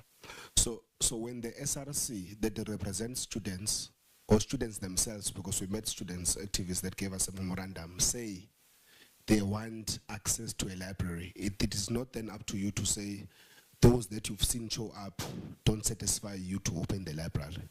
Maybe if your argument was to say hiring a person to work there at night is a challenge in terms of budget, it's a different topic altogether, which we can still argue, or students can still argue and say, but we need that library open. I think it's becoming useful that I mentioned that I was a student at some point. I know that there are institutions that open the library until 12 at night, others until 2 a.m., and postgrad libraries and your lens 24/7, as you are rightfully putting it. But it should be a topic that considers what the voice of the students is saying to be what the students are saying than what you are saying as management. So I would want you to consider finding each other with the SRC in as far as that is concerned, because it's a call for students to say we want to do better and we want access to the learning facilities. I'm moving very fast now, Chair, because you are indicating that our stamina has run out. Are you not? Okay. Oh, okay. So I won't go back to the issues that would have been already ventilated.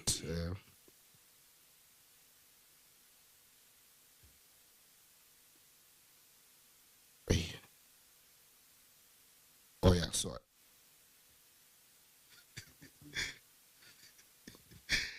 so when we were doing our walkabout, I noticed that we had access to an ambulance, and I, with experience, do know that this thing of ambulance services becomes a challenge in our universities in particular, where the turnaround time of assisting students in particular, when there's a need for an ambulance, it takes forever to arrive. So I wanted to maybe find out, was that particular service of that ambulance service just for today on an ad hoc basis, or is it contracted with the university? If so, is it then accessible to students whenever they need it, 24 hours? If not, I'm noting you, President, unless you want to answer for management, or you want to answer your portion. Yeah, if not, or if they are, what is the turnaround time? Because there would be a contracted service provider if they are dean of students first. Then I'll give President, because it's Student Services Division. But if it's not in your ambit, please do tell me who can respond, Vice Chancellor. Then maybe you can start, President. Then the Vice Chancellor would advise who can respond. No, thank you very much, Deputy Chairperson. With that one of ambulance, you are prophesying. You are speaking things which we raised with the management. We even made instances that there was a year whereby a student collapsed and died just there by the library. We told them that at some point, students, they tell us that when there is an emergency, they try to call service providers to bring ambulances. At some point, you may find that there is no available ambulance. Then we raised it that, no, let's have an ambulance standby within the university, so that whenever there is an emergency, students would get assistance. We were told that healthcare is not their major service. It's just a wing. Thank you very much. Yeah. Do you remember who said that? Was it in writing or it was verbal? I don't really remember, but it was a meeting between MANCO, Management Committee, and the Student Representative Council. All right, thanks, President. Dean of Students. Was it during your tenure, President, or it was, you were the incumbent SRC? On record, President. It was it was our first meeting with the management committee. So there'll be minutes to that Yes. effect. Can we please be provided with minutes, Vice Chancellor? I think we would want to see that you don't provide the healthcare, or it's not your priority, the healthcare of your students. Deputy Chair, I will check, but I must say that possibly I must ascribe this to my senior moments. I don't remember that. Maybe it's the wording. You know, our English, we So, might. but we will check. You know, as the president of the SRC was saying, it my tummy actually rolled because students matter, and to me. So we will need to check. The very first meeting when the SRC that's now in office had that meeting, we need to check that. Okay. Okay. You still want me to come in? Yes, Dean of Students. No. Honorable Susan wanted to Thank answer you. also. You can answer. All right. There is an ambulance that comes when it's called. It doesn't linger around here. It takes less than 30 minutes, 20 minutes maybe to come. And it's the clinic that calls it, but after hours, even the house wardens, they are able to call it to come pick up students. So And it's from the clinic side, the university pays pays for it. So they are contracted with the university? Yes, I would say No, that, if you don't even know- though I haven't seen the contract. Yeah, if you don't say yes. This is a meeting of Parliament, Dean of Students. We might be here at UMP, but it's a meeting of Parliament. You can't say yes, but you have not seen a contract. Maybe TVC Finance, could you confirm if that is a contracted acting TVC Finance? Yeah, my apologies. I'm actually the acting executive director. I don't recall well. I don't want to answer something that I don't recall in terms of the contract. Yeah, so I think we will need to check. I know in the past we used to have a contract. I don't know whether we have now. Yeah, so the reason why I'm asking is very deliberate. The services of ambulances are very, very expensive. And if they do not deliver the services, then it becomes a problem. So that's why I would want to know if they are contracted. If they are not, it means you pay on a case by case, which I highly doubt that you are doing that. Does anyone know if you have an ambulance services that is contracted with the university? Vice Chancellor, maybe you could just direct the person that might know. Can I direct it to Mr. Flame, the ED operations, if he has a better institutional memory than I? And is not acting. Then you should know, ED. No, Honorable Member, good evening. Thank you for the opportunity. I can't speak to the contracted bit, but I can speak to the fact that they are here today because we have an event. And in terms of occupational health and safety, just like we've got a safety officer here, we have an ambulance here as well. But it's on a ad hoc basis, not on a contractual basis. Yeah, so you're responding to the part I did not ask. I just said I observed that is here today. The dean said they do come. They are called by the clinic. So you are the ED operations. You cannot know. What I'm responding to is why they're here today. No, I did not ask that. They must be here today. It's maybe Sanche, but they have to be here anyway today. I'm asking if they are contracted with the university to provide ambulance services to students, particularly students. Honorable Member, I can't answer whether they are contracted to students. I don't have that information. Vice Chancellor, could you please assist? Like honestly. Yeah. It's like saying, if I'm asking if the securities that are outside are here only for today or they are contracted with the university, someone must know. Money is spent on it.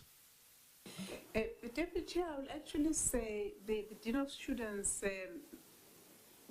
is better positioned to provide a much more concrete response because she's also the Director of Housing, of Student Housing. So what I know from a case that I have had to deal with is that clinic sisters can call upon the need the ambulances as per the need. The contract, I doubt we have a contract, but I cannot say definitely we do not. So, but I doubt we have a so contract. Vice Chancellor, because for the sake of continuity, in fact, for the sake of peace, which is not going to be peace to students that need the service,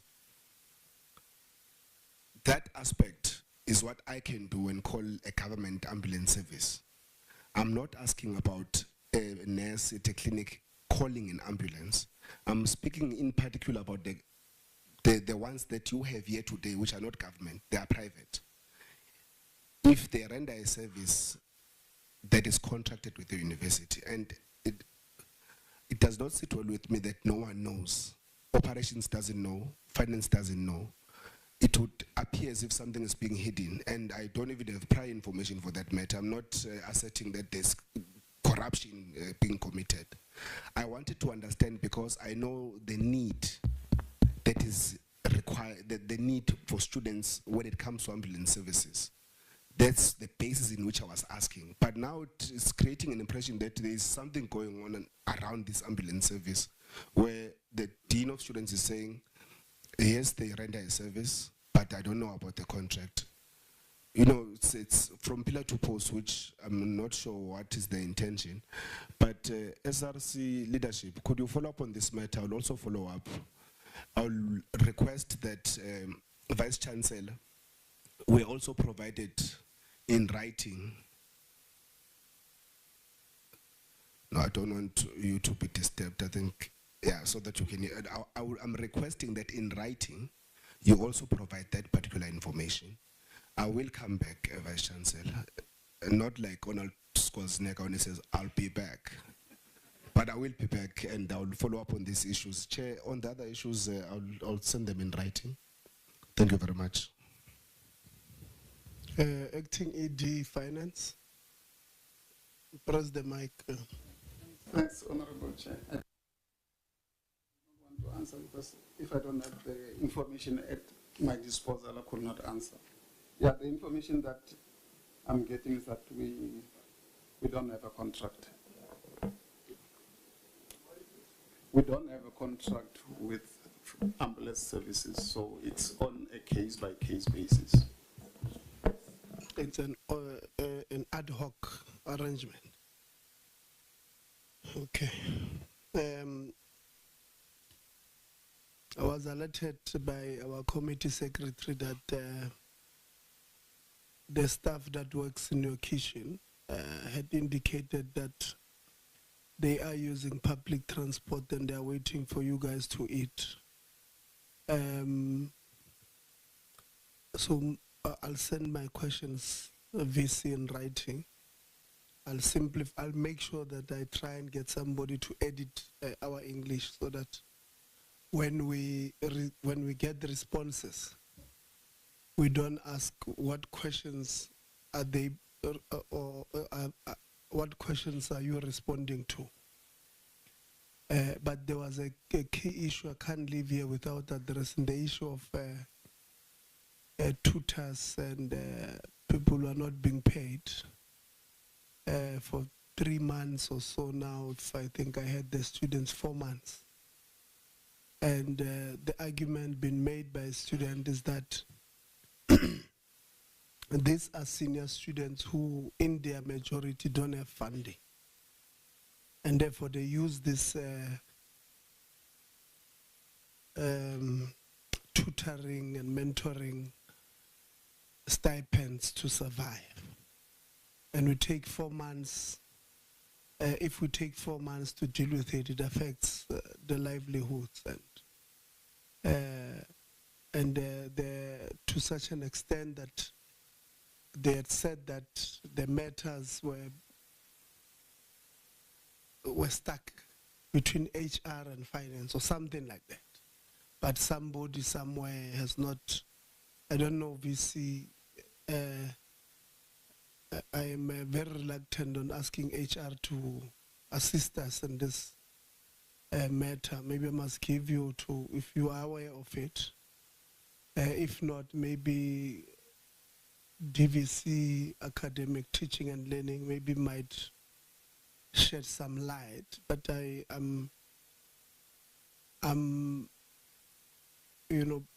convinced that I must give it to yourselves. Because if I have my reservations of sending it to HR, because HR they will answer something and then members will have follow-up questions. I don't want to go to that. So what do we do, VC? Are you able to answer it?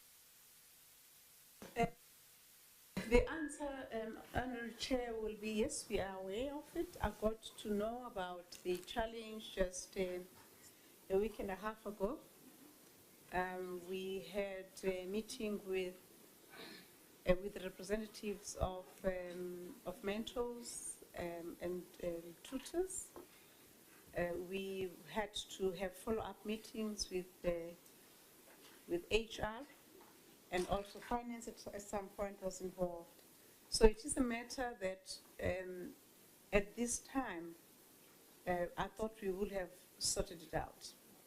But I must, without wanting to be defensive, Chair, this happened around the time that we had our ED finance being administratively on leave, and the finances signatory processes will have been affected. So we're working on that. But having said that, with this problem being so dated, going back so many months back, it is of concern. And much as you want to veer away from HR, I would like to possibly get HR's progress on it as well as finance progress on it, given our last conversations on how we were solving the matter. Who's acting ED HR? He's only 3 days old. Yeah. Yeah. No, I was just checking. Okay. What's your substantive position? Where are you placed before acting?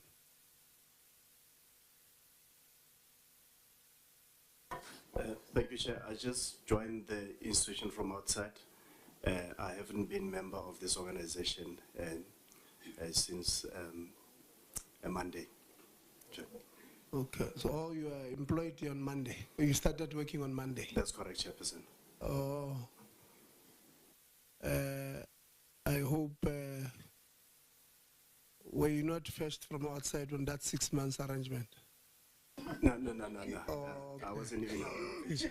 No, I had to choose. So what's your substantive position here? So you are hired to do what? I have been contracted to assist the stabilized human capital unit, and the period of my stay here will be 6 months. Oh, you're on the 6 months arrangement. I had to go there, yeah. Yes, so my designation is acting head of human resources, Chair. Yeah. Honorable Msazana says I must ask you if you are headhunted for the position. I know it's unfair to ask you, but at least you know the recruitment process. So you were? No, Chair. My understanding is that my appointment followed a recruitment process, so I got to be chosen from a number of other people who were potentials. Chair. No, so there was interviews and stuff. Advert. I get it was. No, but you can't look at somebody. You know if you have applied. Yes, I have applied. Okay. I was interviewed, and I was advised that I've succeeded. Thank you very much. Congratulations. Hopefully you'll stabilize HR. Labour, you were correct when we had a conversation with the university. Our meeting was not very pleasant to a point where we had to write to the ministry asking them to look at section 43 of having an assessor to check the fitness to hold office of council. The meeting did not go well because we felt that the statute of the university in front of the university, and the university is not respecting it. Unfortunately, the minister did not agree with us. Actually, we had a meeting on a Friday, and the minister came here on a Monday, the following Monday.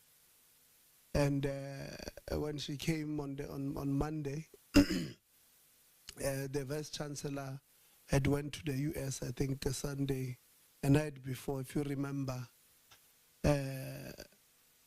And we thought, because the minister was coming, we thought she might be angry enough to agree with us on section 43. She did not.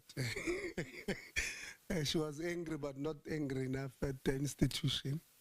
But she did not agree with us, which is well within her rights. And the section 43, which was the appointment of an assessor to check the fitness to hold office of council. Unfortunately, they did not agree with that. Subsequent to that, council communicated correctly that they are correcting their mistakes, because there we still believe that was a mistake. We're very happy after that. I think 2 months or so, 3 months later, a council informed the university community that they are starting a process of recruitment of a new vice chancellor, and it would have been wrong of us to then continue to say they must go, and they've self-corrected. So we agreed with them, and that is why seated here, we have a new vice chancellor which is being inaugurated tomorrow, which we fully agreed with the self-correction chairperson of that process. I think I even wrote to to council, if I'm not mistaken, or I congratulated last year when you communicated the appointment, I think starting in October or something to that effect. I know that we did either release a statement congratulating or a letter to yourself. I'm not too sure now if we wrote informing you that we agree with you, and therefore abandoning our view of section 43. When somebody is self-corrected, it's pointless to fight with them. So we agreed with council. Well, maybe I must put it, council agreed with us at the later stage that there was something. And I want to reiterate, our fight with council was not and should not be misunderstood to be us or look like we were fighting the former VC. We have absolutely no beef against the former VC. We felt that she had done enough. She had built an institution from the ground to what it is. And we felt that her continuing beyond what the statute said would have eroded her legacy of good things. So we're protecting. Sometimes when you are being protected, you may not like it, but hopefully in a few years we'll see things the same way, and people will realize that we're saving the legacy of somebody who had done so well. And because she has done so well, I'm lobbying that maybe we must organize a lecture on her, and we'll go speak at it, because it's something that we believe that at least she deserves. She had done extremely well. I don't want us to live here thinking that we were, I mean, how many universities here have got their own hotel? I don't know if there's anyone. You do. I mean, it's something. Which one? Yeah. TUT. Or CUT. Okay. Yeah, I'm so sorry to say, but I'm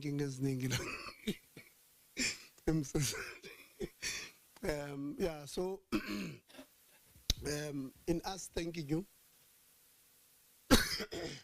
I think Vice Chancellor and Chair of Council, you see, I've listened to labor. I interact a lot with workers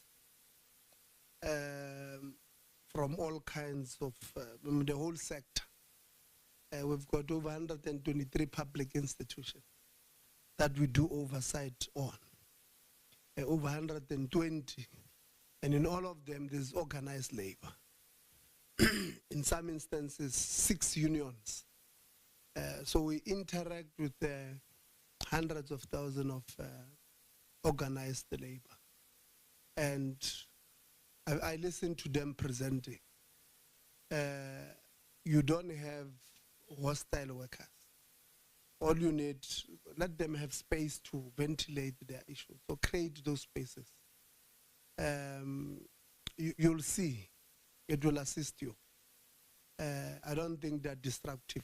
I've listened to them. Frustrated maybe, but I don't think they're destructive. Create those platforms, let them raise their issues. I mean, in their presentation, you'll see at the bottom there, this person, you see, they don't like the HR person. One thing about both unions, I think we must agree, both of them don't like the HR person. Now a person was presenting. There was a point where it took 8 minutes just on that HR person. I realized I can't even stop you because now, you know, he's probably the first time he's able to speak openly about it. So let's create those spaces. You'll see it will work in your advantage. Students raise a number of issues. Maybe let me first address yourselves, students. The decisions that may have been taken by the institution at an insistence of you as students might be the reason why you have a problem at residences. Because if a res is built for catered res, and you guys says no, we'll put students who want self-catering, you're going to have problems of stoves. Now, if block 7 is built and we all agree there are no stoves, why would they build this? You can't say no, because they are saying it was built for for catered, and that's why there are no stoves, because there's no kitchen there. You told us there's no kitchen, and in their explanation, they are saying that it's because that thing was built for catered residences. So we've instructed them to wait for you guys to go to elections. After elections, they must sit down, have an imbizo with students to explain that this is the purpose of, just like when you have, where they've built chemistry lab. They've built a very beautiful chemistry lab, the Vice Chancellor, I think in the science block there. Is it building 6 or something? Yeah. You can't then want that physics laboratory to do biology things. It's not going to work. Because the apparatus that they have there, that they are, I saw Honorable Mr. was playing with the glucose you know, in that one of the labs there. You can't then want to turn a laboratory built for chemistry and do biology. It's not going to work. There's a lab, very beautiful lab built there. Was it no, it was not the micro, it was the biology one, the anatomy one. Yeah, anatomy one. It's built there, you know, even those tables to put human bodies. You can't go and do chemistry there. It's not going to work. So when a building is built for a specific purpose, it must be used for that dean of students. And you must enforce those rules to say block 6 or block 7 and block 5 are only going to be for catered res in 2027. And these are the reasons. You then sit down with students and inform them, all those who are going to be staying here, these are the conditions. And the conditions will include you signing that thing of catered res. If you want self-catering, we'll put in 13. Is it 13? Yeah, building 13 for more or Kenya more. We also want to really consider dean of students changing the model there for laundry. Put people to work there. Students will bring their own things, write them in a particular plastic, cover it, they write their names there and the items, wash it, put it there for them. But because the machines will be operated by maybe 2-3 people, they are likely going to work longer than these ones now. But if you bring new machines, you'll see, you know, they will work well. The issue of the SRC raised a very important matter, Kaya. Twofold. They raised an issue of off-campus residences that are not maintained properly. And I have a big problem, Vice Chancellor, with this private accommodation providers. We've actually called them to a meeting on the 26th of August. We have called a colloquium on student accommodation, NSFAS cap funding. I don't agree with some students. At least I know University of Mpumalanga did not form part of some group of young people who said scrap the cap. I actually, when President were presenting, I had to go to the letter to check, and I was very happy that you did not do so. Because let me tell you, what does that mean? What are these students saying? They are saying all of this private accommodation, number one, they are compliant. They are saying their accommodation is so good that NSFAS can't tell them what is the maximum amount that must be paid.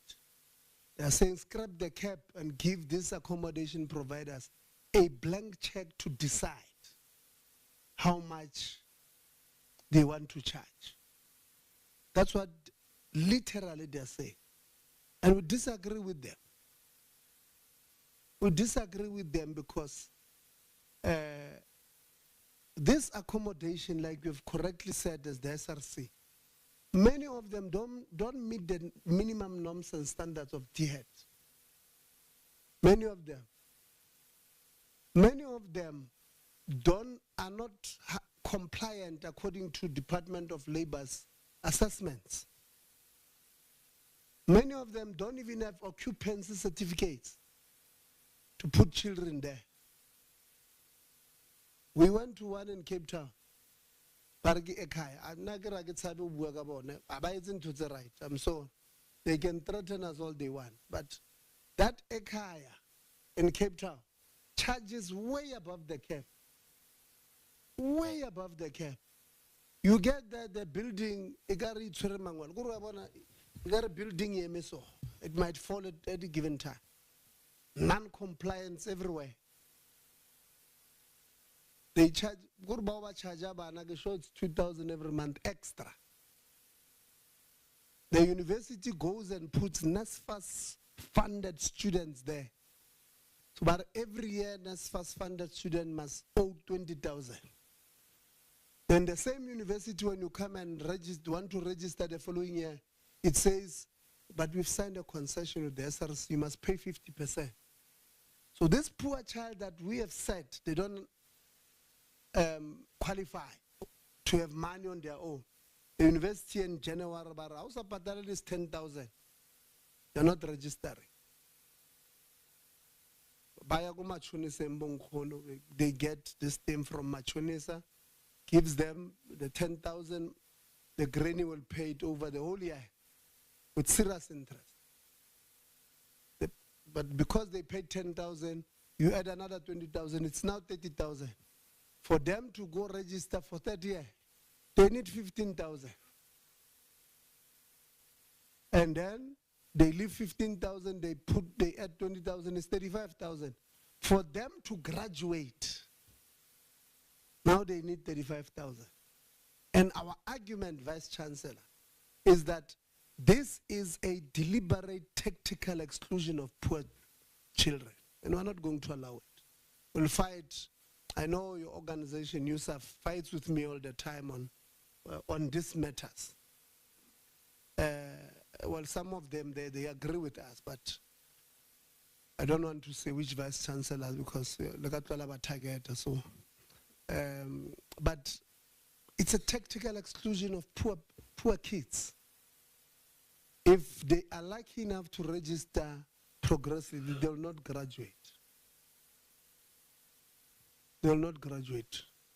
Secondly, we also don't agree, President, actually we agree with you when our argument is that there must be a task team or task teams in different institutions that must include student accommodation of the university, the student representative council of the university, that must include NSFAS, to come and accredit university-owned residences. Because NSFAS is now forced to pay these exorbitant fees by universities. Universities in South Africa are going to have big problems, Vice Chancellor, with yourselves, because we're making education extremely expensive for a poor child.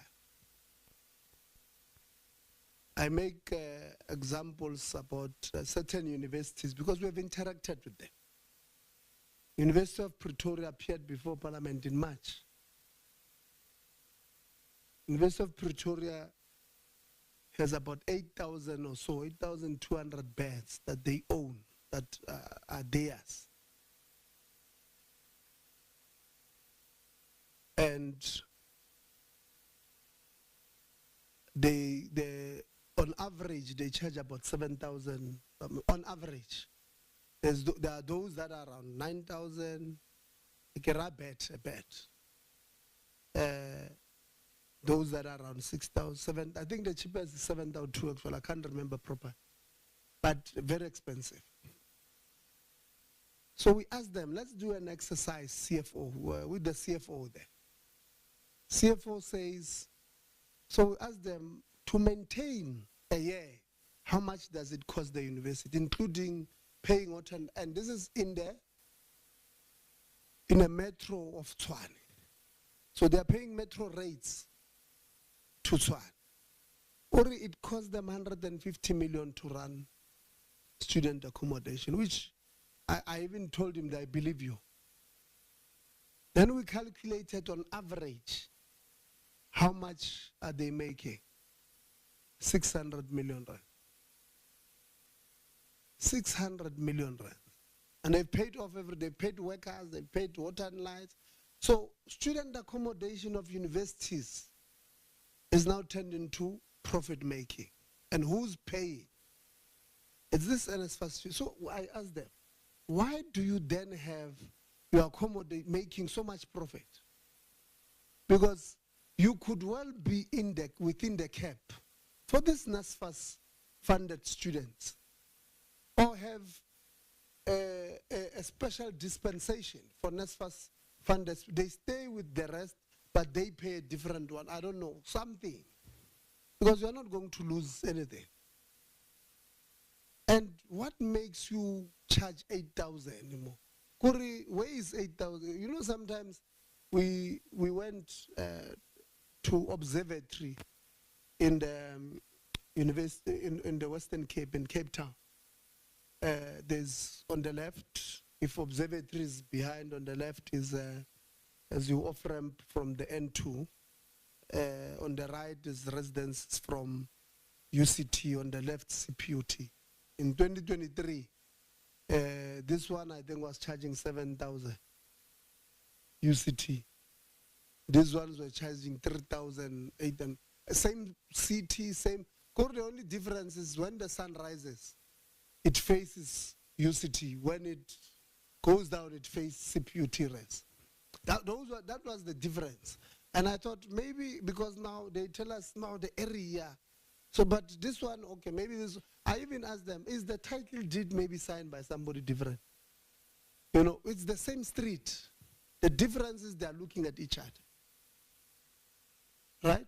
Maybe the problem, the 7,000 is inside. Maybe when I enter there, I'll see a computer lab, you know, the student support.